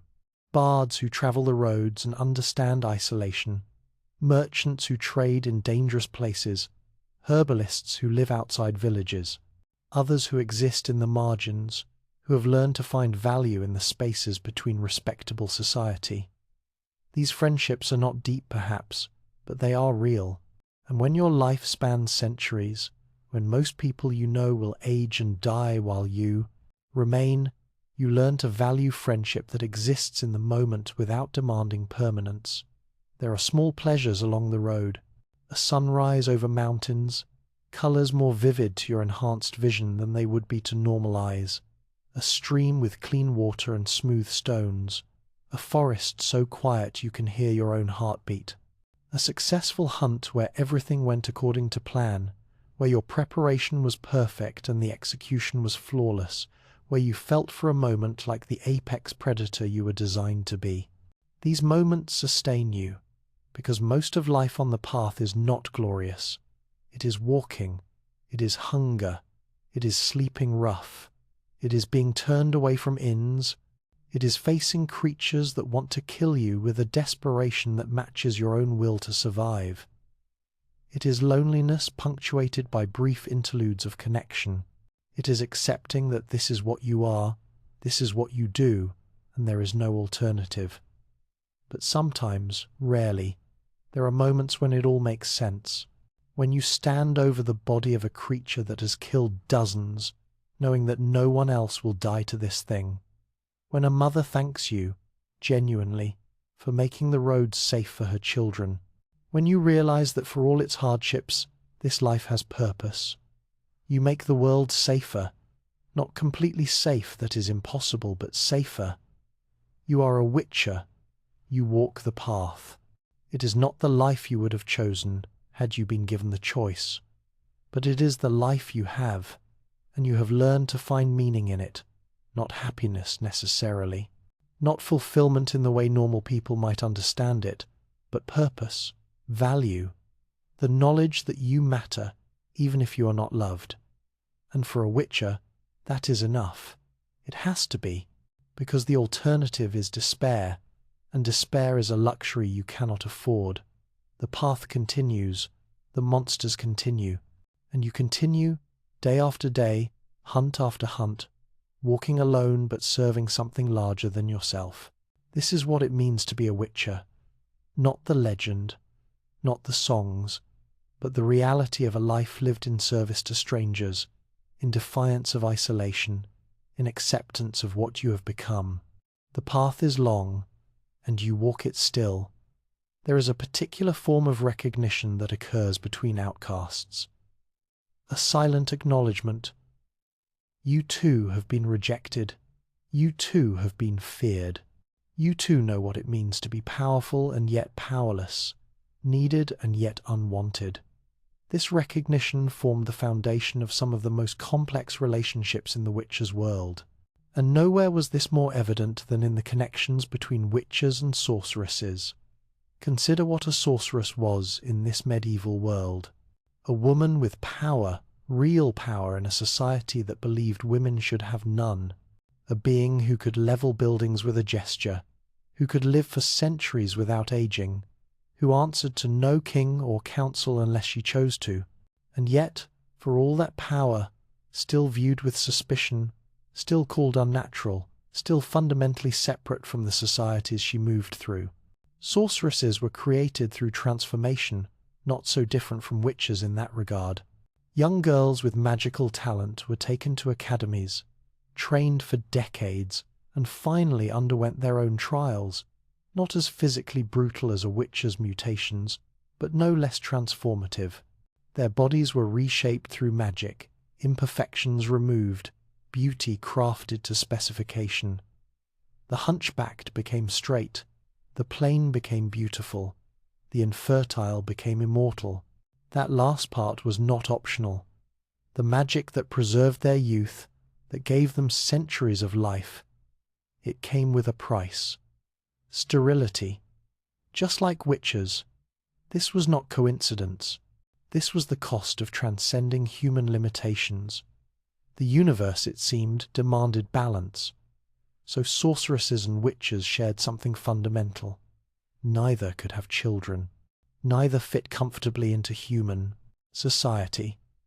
Both had been transformed by processes they did not fully choose. Sorceresses at least had some agency, but a girl of 12 selecting a path she barely understands is not truly choosing freely. Both lived with the knowledge that they would outlive normal humans, that relationships with ordinary people were inherently temporary, that they were different in ways that could not be hidden or overcome. This shared condition created understanding. When a witcher and a sorceress looked at each other, they saw someone else who knew, who understood the weight of being other, the loneliness of immortality, the complexity of wielding power that made you simultaneously essential and threatening. The attraction was natural, perhaps inevitable. Not universal, plenty of witches and sorceresses felt nothing for each other, but common enough to be recognizable. They were drawn together by the magnetism of mutual recognition, by the relief of being with someone who did not flinch, who was not intimidated, who could match you in conversation and conflict alike. But these were not simple relationships. How could they be? Both parties were powerful, stubborn, damaged in their own ways. Both had spent decades or centuries learning to be self-sufficient. Both carried scars, psychological if not always physical, from the transformations that had made them what they were. Take the relationship between Geralt of Rivia and Yennefer of Vengerberg. It became legendary, discussed in scholarly works, referenced in popular ballads, and it was complicated in ways that ordinary relationships could never be. They met through destiny, or what seemed like destiny, a djinn, a wish, a magical binding that may or may not have been love, or may have been something else entirely. For years afterward, they would question, is what we feel real, or are we compelled by magic? This uncertainty poisoned something that might otherwise have been pure, but beneath the magical complications was something genuine. Mutual respect first. Geralt recognized Yennefer's intelligence, her power, her refusal to apologize for being what she was. Yennefer saw in Geralt someone who could challenge her, who would not be overwhelmed by her strength, who treated her as an equal rather than as a threat or a trophy. There was passion, certainly, the kind of intensity that comes from two people who have both learned to control themselves, absolutely, who rarely allow themselves to lose control, and who find in each other someone safe enough to surrender to. Their reunions were volcanic. Their separations were inevitable, because neither could fully commit. Geralt had the path, contracts that took him across the continent, a life that could not be lived in one place. Yennefer had her political entanglements, her research, her own form of path that required independence. They would come together, burn bright, then separate again, over and over, for decades. The pain this caused them both was real, but so was the impossibility of an alternative. What would it mean for Geralt to settle down, to abandon his purpose, the thing that gave his existence meaning? What would it mean for Yennefer to follow a witcher from contract to contract, reducing herself to companion when she was so much more? They tried, repeatedly. They would make plans, imagine futures, attempt domesticity. It never worked. Because they were not domestic creatures. They were apex predators in their respective domains, and apex predators do not retire to cottages with gardens, yet they kept returning to each other. Because for all the complications, for all the separations and the anger and the hurt, they mattered to each other in ways that transcended romance. They were witnesses to each other's lives. In a world where most people they knew would age and die, they had found someone who would endure, who would remember, who would know them across centuries. Then came Ciri, the child surprise, and everything changed. Destiny, that force both of them had questioned and resented, gave them something unexpected. Not a child of their blood, which was impossible, but a child of their fate. A girl who needed protection, who needed training, who needed parents, even if those parents were a witcher and a sorceress too scarred to have normal families. Ciri's arrival gave them purpose beyond themselves. Geralt brought her to Kaer Morhen, to the fortress where witchers trained, and there something unprecedented occurred. They trained a girl as a witcher, not with the mutations those would kill her, and even witchers were not willing to risk that, but with the skills, the swordplay, the acrobatics, the knowledge of monsters and combat. Ciri learned to fight in ways that were supposed to be impossible for women in this world, because the men teaching her were themselves impossible. The witchers of Kaer Morhen Vesemir, Lambert, Eskel, Geralt, taught her without the condescension they would have shown a normal student, not because they were particularly enlightened, but because they were witchers. They respected competence wherever they found it, and Ciri was competent, more than competent. She had something they did not. Elder blood, ancient elven heritage that gave her powers beyond what mutations could create. Yennefer taught her magic. The sorceress took this girl who was not her daughter and devoted years to her education, teaching her to perceive magical energy, to shape it, to use it safely, and in the process, Yennefer discovered something she had not known. She wanted the experience of motherhood. Denied by her transformation, returned in unexpected form. This arrangement was revolutionary in ways that were not fully appreciated. A girl, learning to be a warrior, trained by the best fighters in the world, given knowledge that was supposed to be restricted to men, growing up to be something that had no name because it had never existed before. Ciri's upbringing at Kaer Morhen represented a challenge to every assumption about what women could be in this medieval world, and it happened not because of ideological conviction, but because practicality trumped prejudice. She needed to survive in a dangerous world. Those who could teach her survival did not care about her gender. They cared about effectiveness. But Ciri's experience was exceptional. For most women in the post-conjunction world, life was far more constrained. This was a medieval society with all that implied. Women's roles were prescribed, limited, controlled. A woman was daughter, then wife, then mother. Her value was determined by her usefulness to men, by her ability to produce children, by her conformity to expectations. Exceptions existed, of course. Female healers and midwives practiced their arts, wielding knowledge that gave them status even in patriarchal communities.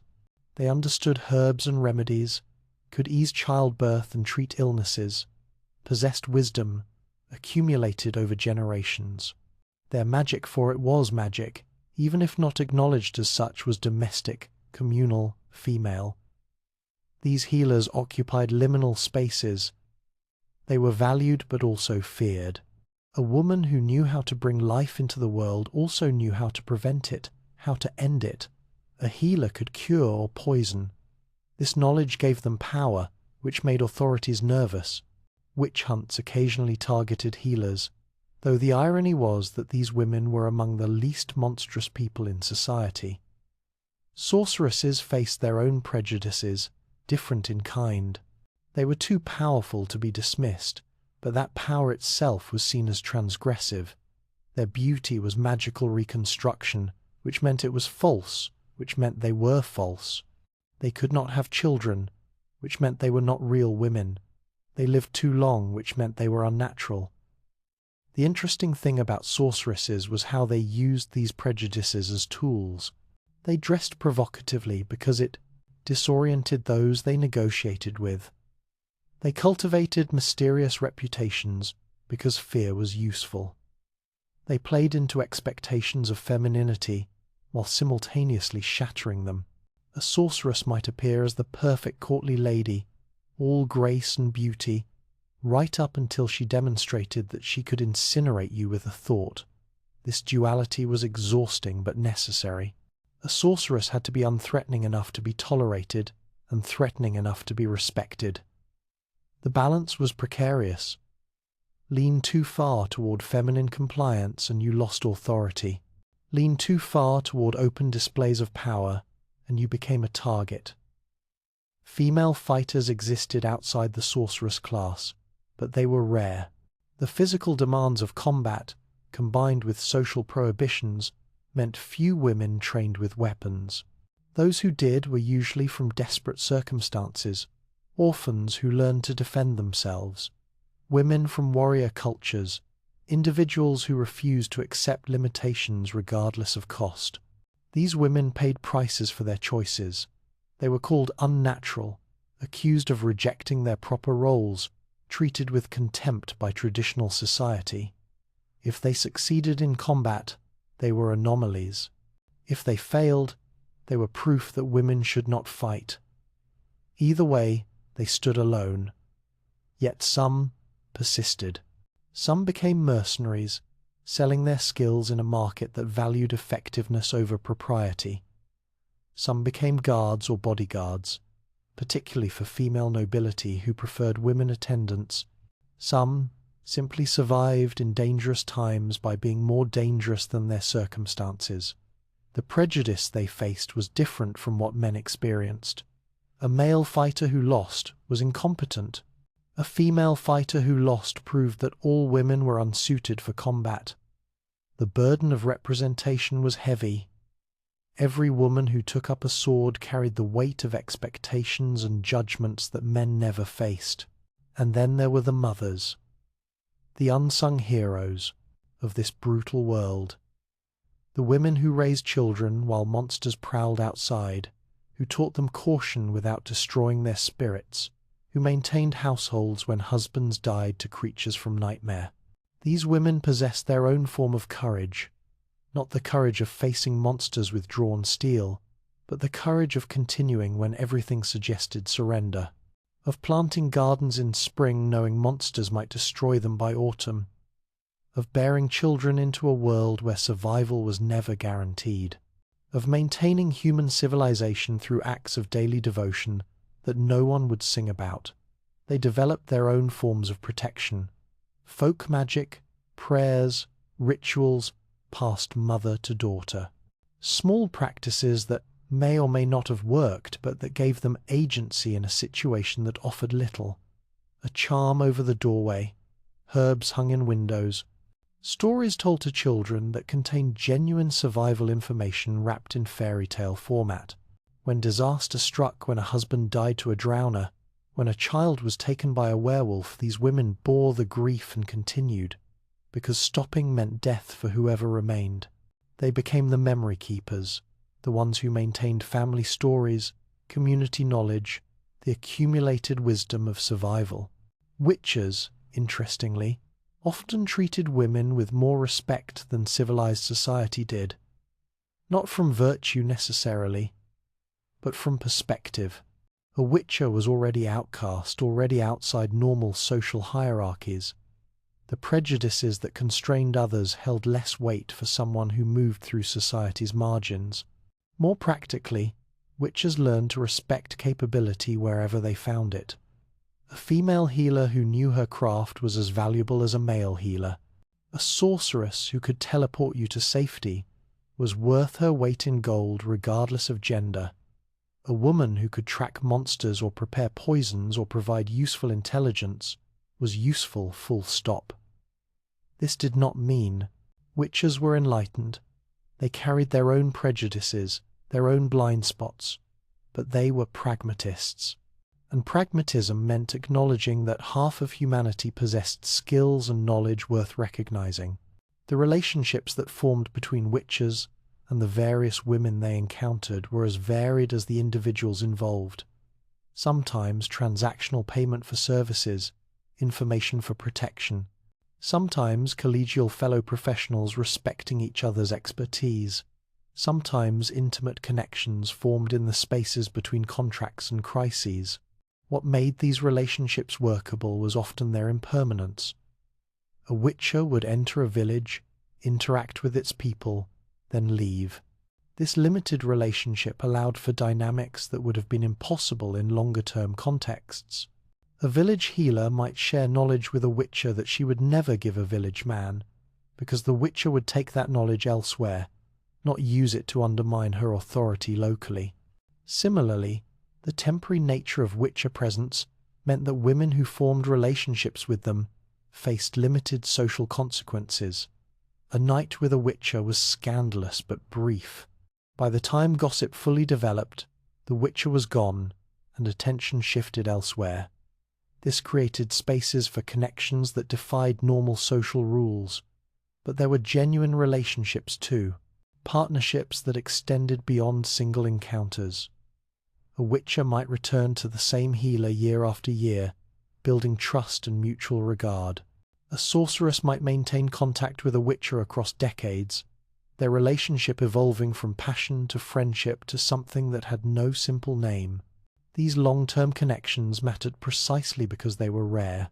When you live for centuries, when most people you know will age and die while you endure, finding someone who will also endure becomes precious. The relationship between Geralt and Yennefer was not unique in kind, only in its intensity. Many witches and sorceresses maintained similar bonds, complicated, intermittent, but genuine. And then there was the question of love itself. What does love mean for beings who have been transformed, who are sterile, who will outlive normal humans? Is it the same emotion that others feel? Or is it something different, shaped by the specific conditions of witcher and sorceress existence? The answer, perhaps, is that it is both the same and different. The fundamental recognition of another person, the desire for their well-being, the pain of separation, these are universal. But the context shapes the expression. A love that knows it cannot produce children finds other forms of creation. A love that knows it will span centuries can afford to include separation. A love between beings who are both powerful and damaged learns to accept imperfection. Geralt and Yennefer, through all their complications, demonstrated something important, that beings who had been made into tools, who had been transformed against their full consent into something other than human, could still choose connection, could still find meaning in relationships, could still create family, even if that family looked nothing like traditional models. Ciri was proof of this, not their biological child, but their child nonetheless, raised by people who should not have been parents, who had no models for healthy family relationships, who were themselves products of brutal systems, and yet they loved her, imperfectly, certainly, with mistakes and failures and absences, but genuinely. This was perhaps the most revolutionary aspect of witcher relationships with women.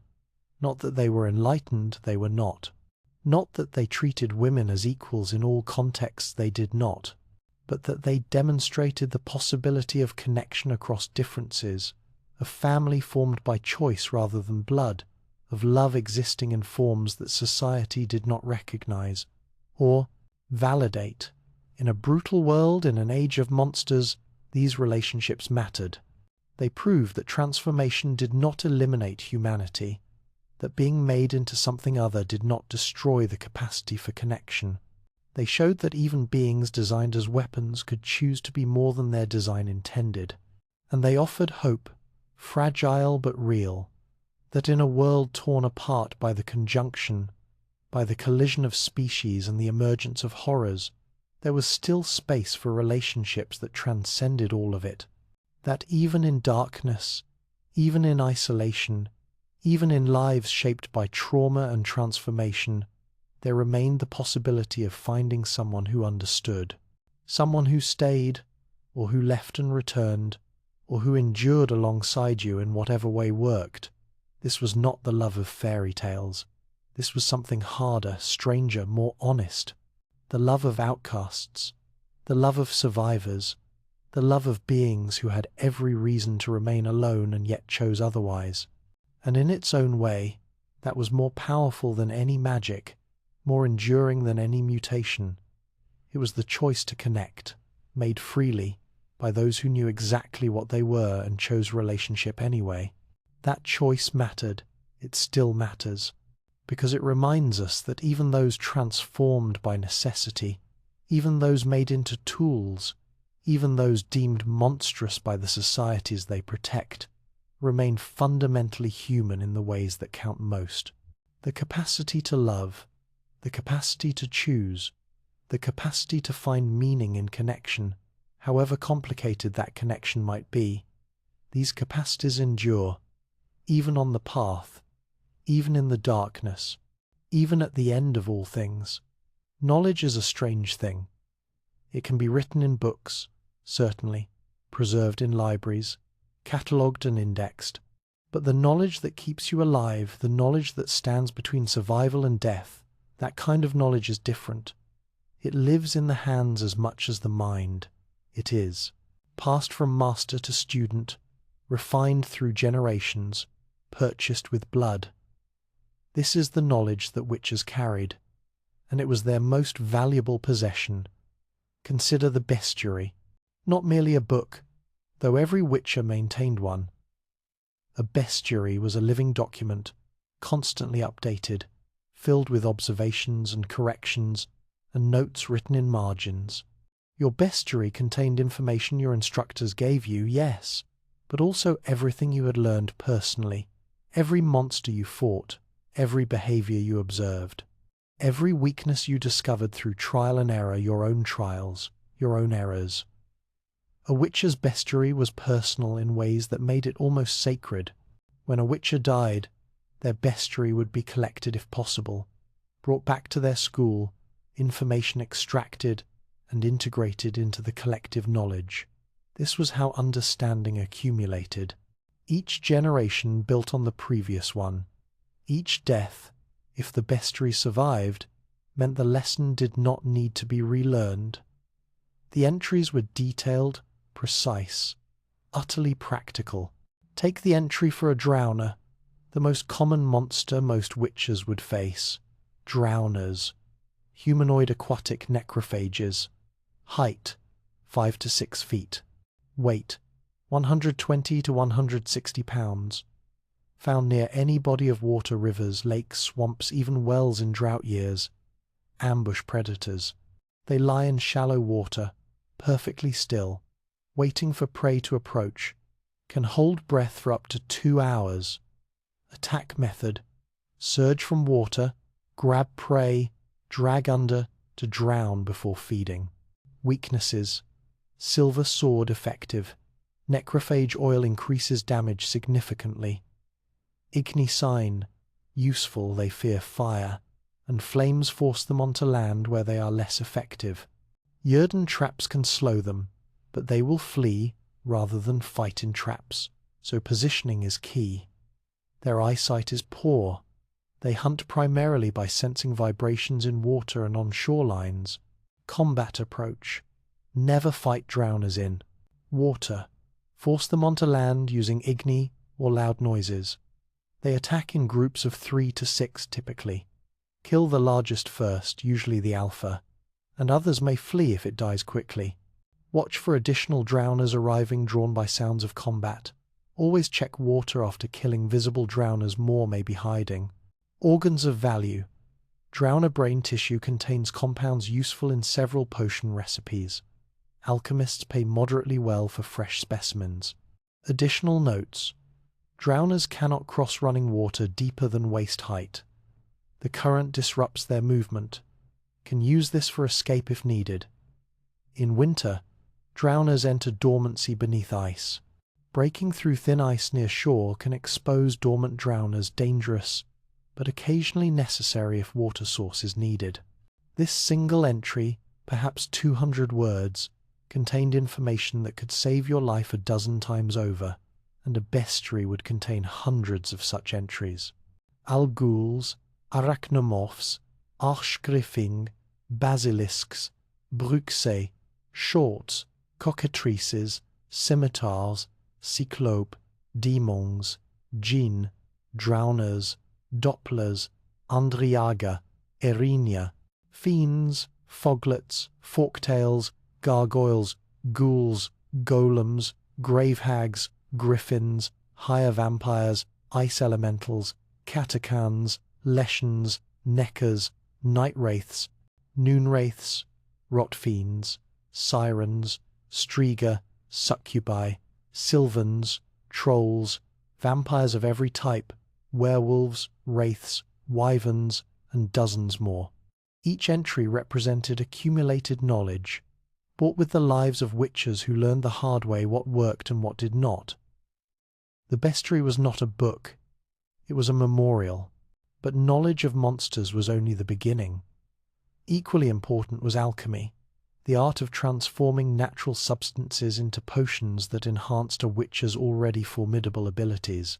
The alchemical knowledge witchers possessed was ancient, much of it derived from elven sources.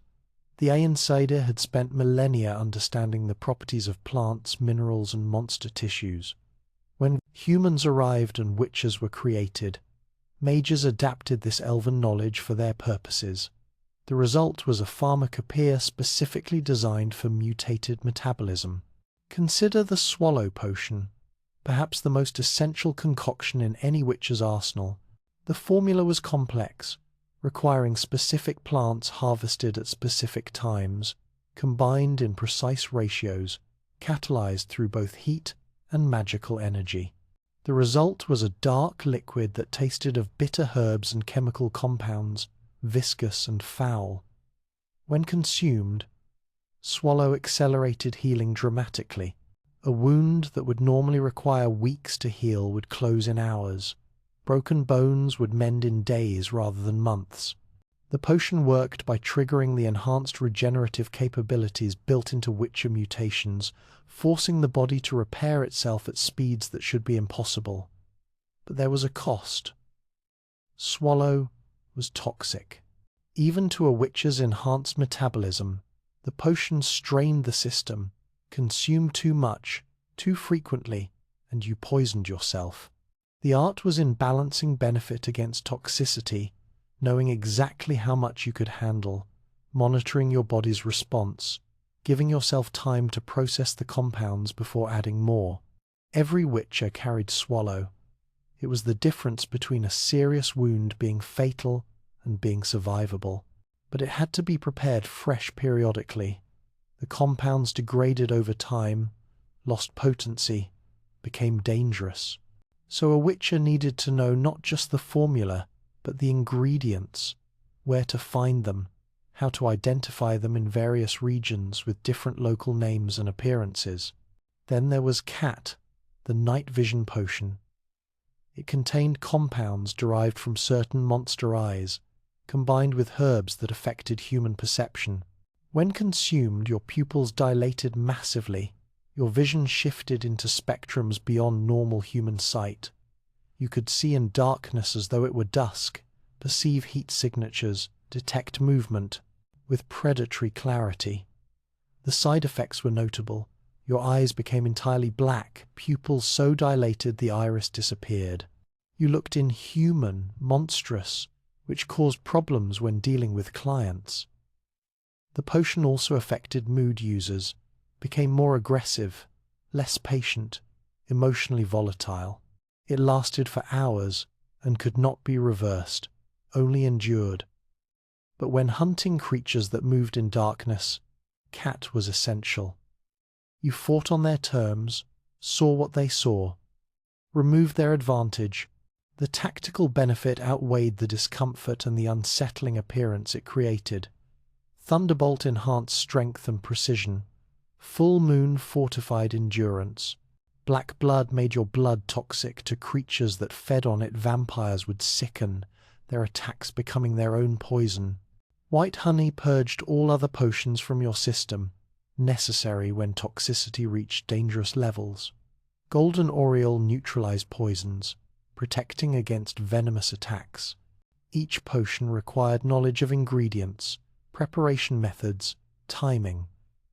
A witcher carried perhaps a dozen potions at any given time, but the formulas for scores more, because you could not predict what you would face, what you would need, what local ingredients would be available for preparation. The herbalism alone was a lifetime study. You needed to recognize hundreds of plants. Celandine for bleeding, verbena for moondust bombs, Cortinarius for swallow, hellebore for black blood, mandrake root, wolfsbane, mistletoe, crow's eye, berbicane fruit, sewant mushrooms, bryonia, and on and on. You needed to know where each grew. Celandine in meadows, blooming in spring, verbena near ruins and old battlefields, wolfsbane in mountain regions, poisonous to harvest without proper precautions. You needed to know what each looked like at various stages of growth, because missing the correct harvest window meant the plant was useless or dangerous. You needed to understand regional variations. A plant called bai, one name in Redania might be called something else in Temeria. The same species might vary slightly in different climates, requiring adjustment to formulas. Local guides were unreliable. Most peasants knew only the most common herbs, and their knowledge was often mixed with superstition. So, witches learned. They studied with herbalists when possible, purchased or copied texts when available, but mostly they learned through experience, trial and error, harvesting specimens, testing properties, refining understanding. Knowledge bought with time and attention, and occasionally with poisoning themselves to understand a plant's effects. Beyond potions, witches created bombs and traps. These were not crude explosive devices, but precision tools designed for specific purposes. Moondust bombs released clouds of silver particles that clung to incorporeal creatures, forcing wraiths and spectres into partial materiality where they could be struck with silver. The formula required silver shavings suspended in volatile compounds, released through controlled combustion, grape-shot bombs fragmented into silver-coated shrapnel, effective against groups of weaker monsters.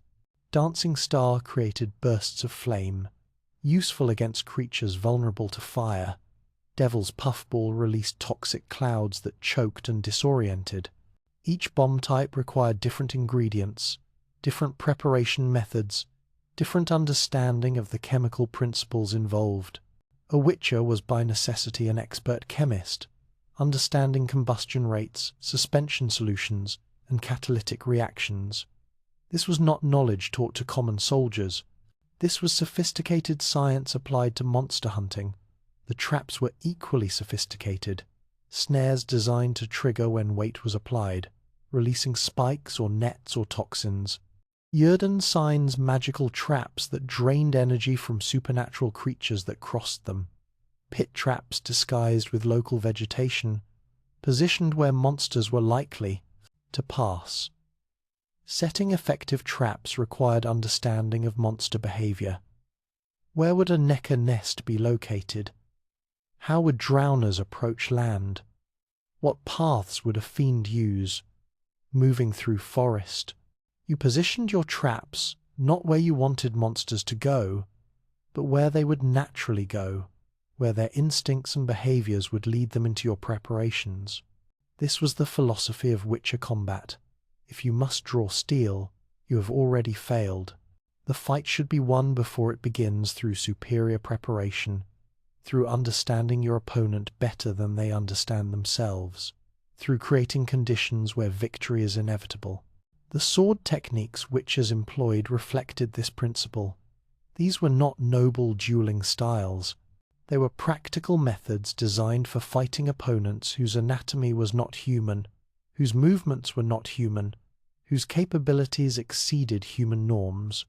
You learned to strike at joints and tendons, crippling mobility before attempting kills. You learned to recognize the split-second tells that preceded attacks, the shift in weight, the tensing of muscles, the preparation for action. You learned to use terrain to position yourself where the monster's advantages became disadvantages.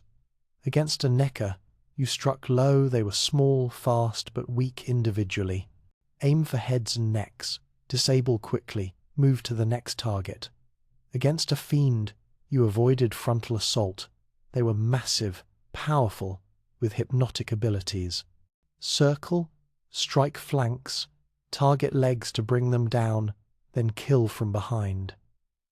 Each monster type required different techniques, different approaches, different understanding. A fighting style that worked against ghouls would get you killed fighting a Katakan. Techniques effective against Nekkers were useless against golems. Versatility was essential. The signs, simple magical gestures that all witches learned, were integrated into combat. Ard blasted opponents backward, creating distance or knocking them off balance. Igni set them aflame, useful against creatures vulnerable to fire or whose regeneration could be stopped by burning. Yrden created magical traps that slowed and drained supernatural beings. Quen generated protective shields that could absorb a killing blow. Axii confused and charmed, useful against intelligent opponents or creatures that hunted in packs. These signs were not powerful magic in the way sorceresses wielded power. They were simple, crude, effective.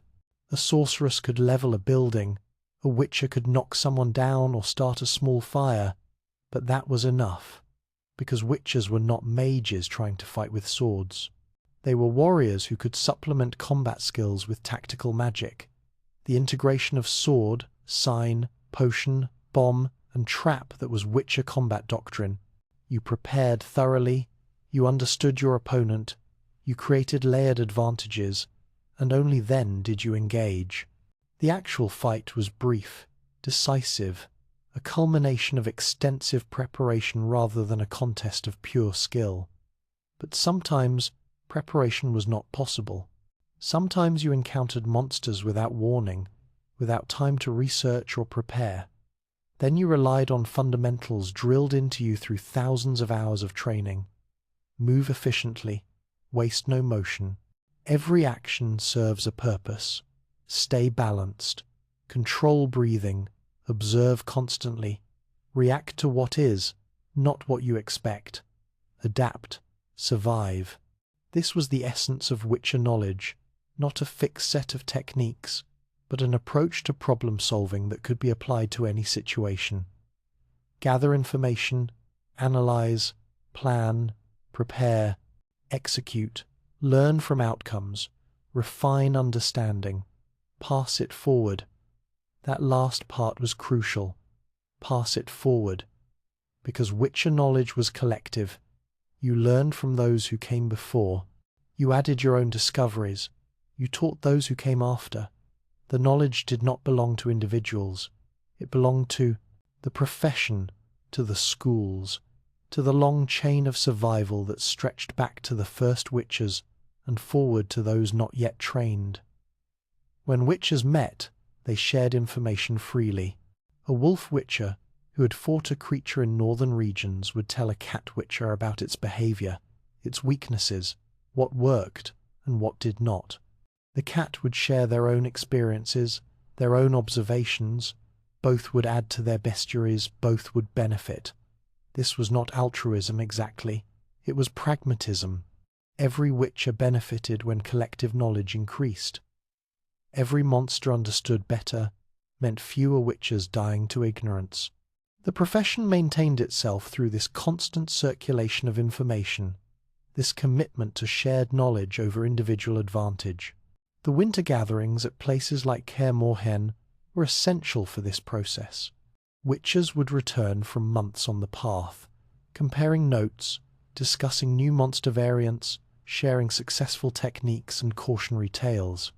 A witcher who had survived an encounter with a rare creature would describe it in detail: appearance, behavior, what worked against it, what nearly got him killed. These descriptions would be transcribed into the school's master bestiary, a comprehensive text that represented centuries of accumulated knowledge. Students would copy relevant sections into their personal bestiaries. The information would spread, would save lives, would become part of the collective understanding that all witchers shared. This was how a profession survived, not through individual heroism, but through institutional knowledge, through respect for those who came before and responsibility to those who would come after, through understanding that you stood on foundations built by others and that others would stand on foundations you helped build. The knowledge was not just technical, It included wisdom about living as a witcher, how to negotiate with village elders, how to recognize when you were being cheated, which political situations to avoid, how to manage the psychological weight of your profession, how to maintain humanity when your work was inhuman.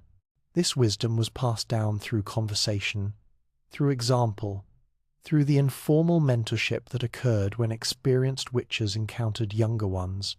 You learned not just how to kill monsters, but how to live with having killed them, how to continue when everything suggested stopping, how to find meaning in a life defined by violence and isolation.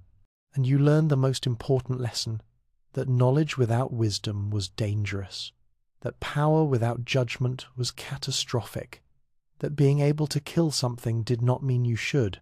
This was the distinction between a witcher and a monster hunter. Anyone could be taught to kill, but a witcher knew when to kill and when to walk away, when to accept a contract and when to refuse, when to charge full price and when to accept less because the situation demanded mercy. This wisdom, accumulated over generations, passed down through stories and teachings and examples, was perhaps the most valuable knowledge of all, because it transformed killers into professionals, warriors into guardians, monsters into protectors. The arts of survival were many, the knowledge was deep, the tradition was long, and every witcher carried it forward, adding their experience to the collective wisdom, ensuring that those who came after would have slightly better chances of surviving than those who came before. This was the gift the first witchers left to the last: knowledge, hard-won, carefully preserved, freely shared. It was their legacy, more enduring than any individual, more important than any single life. The path was long, the monsters were many, but the knowledge endured, and with it, so did hope. There comes a time in every tradition's life when it must reckon with its own ending, when those who carry the knowledge forward look around and realize, we are fewer than we were, the world has changed, and perhaps our time is passing. For witchers, this reckoning came slowly, then all at once. The irony was that success contained the seeds of obsolescence. For generations, witchers hunted monsters with increasing effectiveness. They refined their techniques, expanded their knowledge, became devastatingly efficient at their profession. Monster populations declined. Not everywhere, not completely, but enough. Enough that contracts became scarcer. Enough that villages began to question whether they needed to pay witcher prices when local hunters could handle the occasional drowner. Enough that people began to forget why they had been afraid. This is how societies work. Fear fades faster than danger. The grandmother who survived the early years after the conjunction, who saw entire communities destroyed by monsters, she remembered.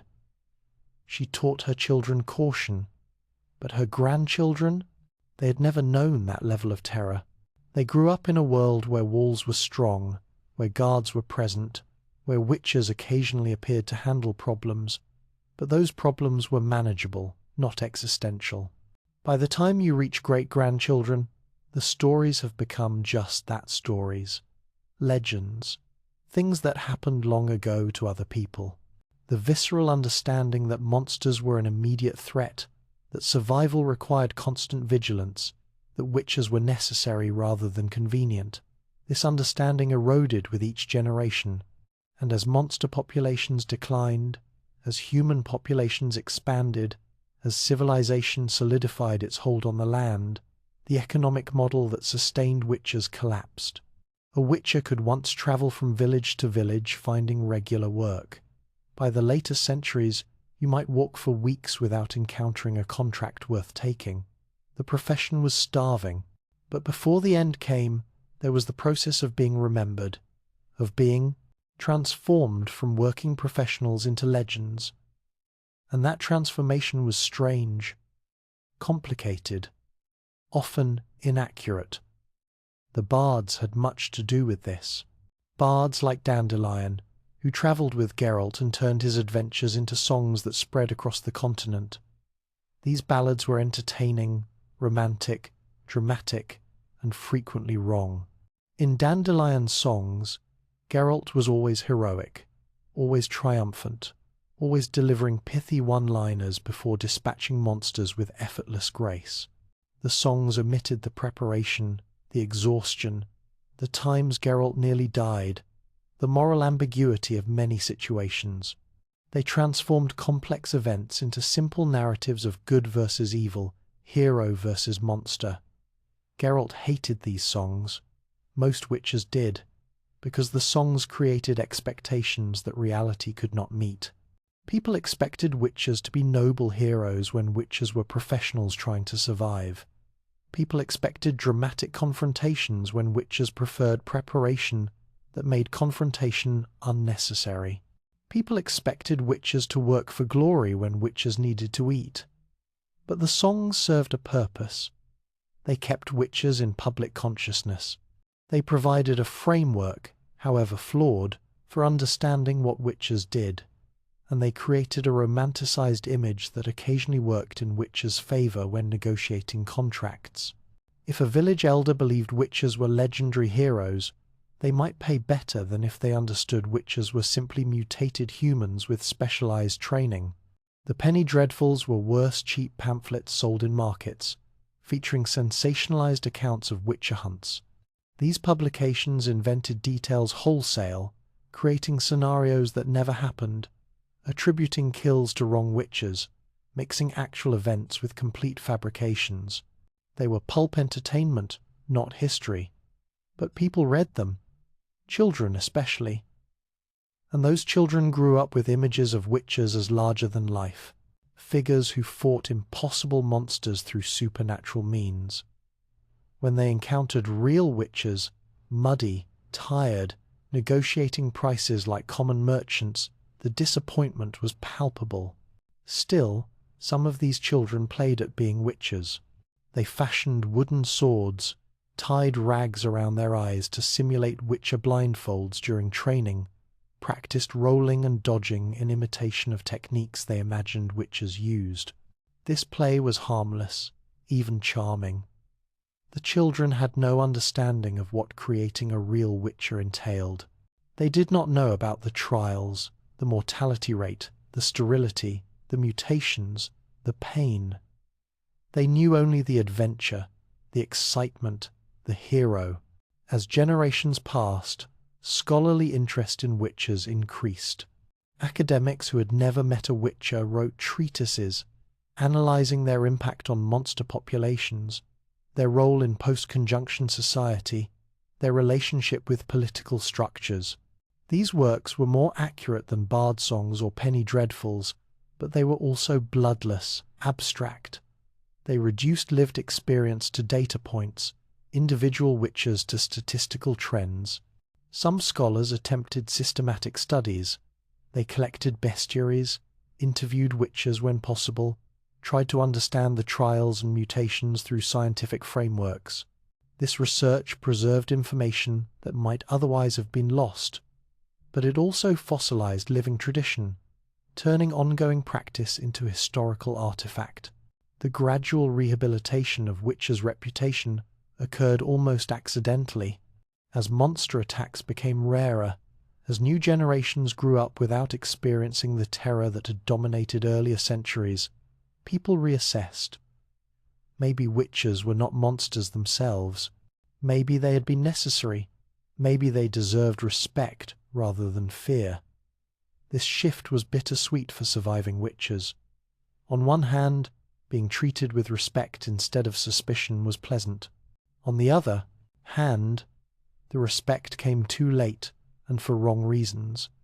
People respected witches as historical figures, as relics of a dangerous past, not as working professionals with ongoing relevance. Museums began acquiring witcher artifacts. Swords, medallions, armor objects that had been tools became exhibits. A witcher might walk into a museum and see equipment from their own school behind glass, labelled with plaques that got half the details wrong. It was unsettling to witness your own obsolescence, displayed as history while you still lived.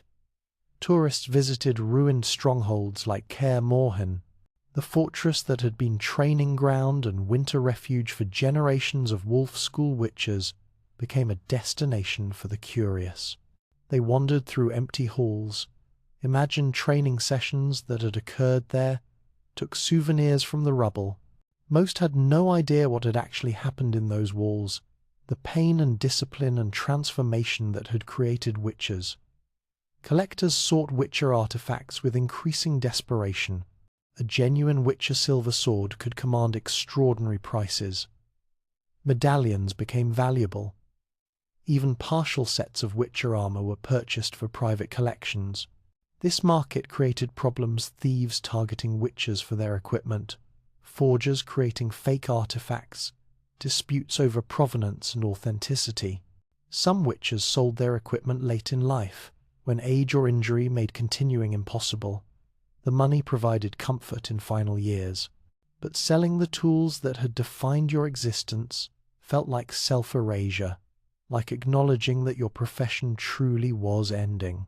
The final Witchers, and there were final Witchers, though knowing which were truly last was impossible, faced unique burdens.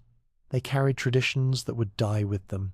They possessed knowledge that could not be fully preserved in books or teachings because so much was experiential, embodied, understood through practice rather than description. These last Witchers tried to pass on what they could. They taught normal humans modified versions of Witcher techniques. They shared their bestiaries with scholars and hunters. They prepared alchemy texts that detailed potion formulas, though those formulas were useless without Witcher metabolism to survive the toxicity. But they knew, even as they taught, that the essence would be lost. You could teach someone to fight like a Witcher, but without the mutations, they lacked the speed and strength that made techniques viable. You could teach someone Witcher philosophy, but without living the outcast existence, the philosophy was abstract rather than survival strategy. You could teach someone alchemy, but without the enhanced metabolism, most potions were simply poison. The trials themselves were the ultimate loss. The knowledge of how to create new Witchers died with the mages who had developed the processes. Some of this was intentional mages who regretted creating Witchers, ensuring the horror could not be repeated. Some was simple mortality. As mages died, their secrets died with them. By the later centuries, no one living knew how to perform the trials. The mutations could not be replicated. This meant Witchers could not reproduce their kind. They were sterile biologically, and now sterile professionally. When the last Witcher died, there would be no more. The profession would end completely, irrevocably. Different Witchers responded to this reality differently. Some accepted it with equanimity. All things end. Why should Witchers be exception? They had served their purpose. Humanity had survived the worst of the monster plague. Time to step aside. Others raged against it. They had given everything: their fertility, their humanity, their chance at normal lives to protect people who now dismissed them as unnecessary. The injustice burned. They had been created to solve a problem, and now that the problem was diminished, they were discarded like broken tools. Still others found a strange peace in obsolescence.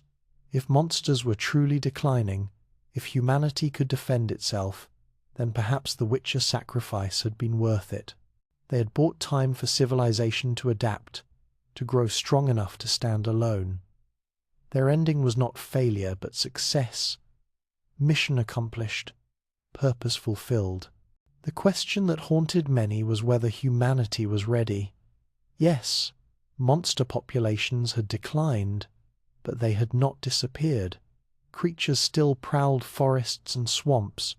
Villages still faced occasional attacks, and humans, even trained hunters, lacked Witcher capabilities. They would die in situations Witchers would survive. Was this acceptable? A return to higher mortality from monster attacks, balanced against not maintaining a class of mutated outcasts. Different people answered differently. usually based on whose children were at risk. Some witches tried to ensure humanity was prepared. They established training programs for normal hunters, teaching them simplified versions of witcher techniques. They endowed libraries with their bestiaries, hoping future generations would maintain the knowledge. They offered counsel to guard forces and military commanders about monster behavior and defense strategies. But there were limits to what could be transferred. Witcher knowledge was embodied knowledge, earned through direct experience with mortality as teacher. You truly understood a monster's capabilities only after fighting it, only after feeling its strength, experiencing its speed, surviving its attacks. Reading about it was insufficient preparation. The cultural memory of what witches represented that was perhaps more important than the technical knowledge. The memory that when darkness came, when monsters threatened, there were those who stood against it, who chose to become other, to sacrifice their humanity, to walk paths of pain and isolation, because someone needed to, and they were willing. This memory carried ethical weight. It reminded people that protection has cost, that safety is purchased, not given, that those who defend you may not be like you, may not even be fully human, but deserve recognition for their service. The stories that preserved this memory were imperfect, contradictory, often inaccurate, but they contained truth beneath the embellishments. They remembered that witches existed, that they mattered, that they made choices, often impossible choices, that allowed civilization to survive. Geralt of Rivia became the central figure in these stories, partly through accident of having a bard companion, partly through genuine accomplishment, partly through living long enough to become legendary. His story was told and retold, changing with each telling, accumulating details both true and false. But beneath the variations was a core narrative. Here was someone transformed against his full consent into something inhuman, who chose repeatedly to be humane, who protected those who feared him, who formed family with other outcasts, who proved that being made into a weapon did not eliminate the capacity to choose mercy, to love, to sacrifice for others. This narrative mattered because it suggested possibility, that transformation does not determine destiny, that even those created for singular purpose can exceed their design, that humanity is not biological but ethical, not what you are but what you choose. Yennefer's story interwove with Geralt's the Sorceress and the Witcher, two people rebuilt by magic for others' purposes, finding in each other recognition and connection. Their relationship, complicated and imperfect, demonstrated that even beings denied normal family could create family on their own terms, and Ciri the child surprise who became something unprecedented, trained as a witcher without the mutations, daughter to a witcher and sorceress who should not have been parents, proof that the skills and wisdom could be separated from the biological transformation, that witcher knowledge could survive witcher obsolescence if someone chose to carry it forward. These three, Geralt, Yennefer, Ciri, became emblematic of the Witcher Age's end and its legacy, not because they were unique in kind, but because their stories were told, remembered, preserved. They represented all witchers, all sorceresses, all those who lived in the margins and chose connection anyway. The museums with their witcher artifacts, the scholars with their treatises, the bards with their songs, the children playing at being witches, all of these were forms of memory, imperfect memory certainly, incomplete, sometimes wrong, but memory nonetheless, and memory mattered because memory preserved possibility, the knowledge that once, when the world needed defenders, people chose to become something other to provide that defense. That sacrifice was made, prices were paid, costs were borne by those who could bear them so others would not have to. This was the living memory, not the technical details of which oil worked best against which monster, though that too was preserved, but the deeper memory that standing against darkness, even when despised for it, even when it requires becoming something feared, is noble work, that protection is not free. That civilization rests on foundations built by those who lived in its margins. As the Witcher Age ended, and it was ending, undeniably, the population dwindling, the contracts disappearing, the schools crumbling, those who remained looked back across centuries and saw what they had accomplished. Monster populations controlled, humanity given time to adapt, knowledge accumulated and preserved, a profession created, refined, maintained across generations. They had been created as tools, but they had become more. They had created culture, philosophy, traditions of knowledge sharing and mutual support.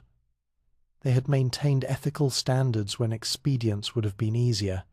They had chosen, repeatedly, to be more than their design intended. And now the tools were no longer needed. The monster plague that had justified their creation had diminished. Not ended monsters still existed, would always exist in some form, but the existential threat had passed. Humanity could manage what remained, so the Witchers were passing too, not all at once. The ending was gradual, stretched across decades, but the trajectory was clear. Each year fewer Witchers walked the path. Each winter gathering at Kaer Morhen counted fewer attendees. Each generation saw more knowledge lost than preserved. The final lessons the Witchers taught were not about combat or alchemy or monster behavior. They were about acceptance, about understanding that all things end, that purpose can be fulfilled, that sometimes success means becoming unnecessary. They taught that legacy is not about enduring forever, but about what you leave behind. The Witchers would end, but the world they had protected would continue. The people they had defended would have children and grandchildren who grew up in relative safety. The knowledge they had accumulated would inform future generations' responses to threats. They taught that being remembered inaccurately is better than being forgotten completely. That if the price of preservation is distortion bard songs that get details wrong, penny dreadfuls that sensationalize, children's games that trivialize, so be it. At least the memory persists. At least some acknowledgement remains that yes, this existed, this mattered, this was real. And they taught, perhaps most importantly, that choosing to protect others, even when those others reject you, even when the work destroys you, even when gratitude is withheld, that choice has value independent of recognition. You did not hunt monsters for praise. You hunted them because someone needed to and you could. That was enough. It had to be enough, because in the end, that was all any Witcher could claim. I did what was needed when it was needed. I stood between danger and those who could not defend themselves. I paid the price of protection so others would not have to. This was the Witcher legacy. Not perfect, not pretty, not even particularly happy, but real, earned, true. The living memory would preserve it. The stories would continue. And someday, perhaps, when humanity faced new threats, when darkness came in forms not yet imagined, someone would remember the Witchers, would remember that people once chose to become other, to protect others. And perhaps that memory would inspire new choices, new sacrifices, new defenders. The path was ending, but the memory of the path would endure, and with it, the possibility that when needed most, someone would always choose to walk it. This is the story of the Witchers. Not all of it, no telling, could contain everything they were, everything they did, everything they sacrificed, but enough to honour them, enough to remember them, enough to ensure that their choice to stand against darkness, even when doing so required becoming darkness themselves, is not forgotten. They were created to be monsters who killed monsters. They chose to be more. And in that choice, they proved that humanity is not what we are, but what we choose to be when choosing is hardest. Remember them. Remember the Witchers. Remember those who walked the path so others would not have to. Remember that protection has cost. Remember that those who bear that cost deserve recognition, deserve respect, deserve to be remembered, not as monsters or legends, but as people who made impossible choices because someone needed to. The Witcher age is ending. But the memory endures, and memory, in the end, is all we have against the darkness. The stories we tell, the knowledge we preserve, the examples we remember. The path was long, the work was hard, the sacrifice was real, but it mattered. It all mattered. And that is enough. That has to be enough. That is enough.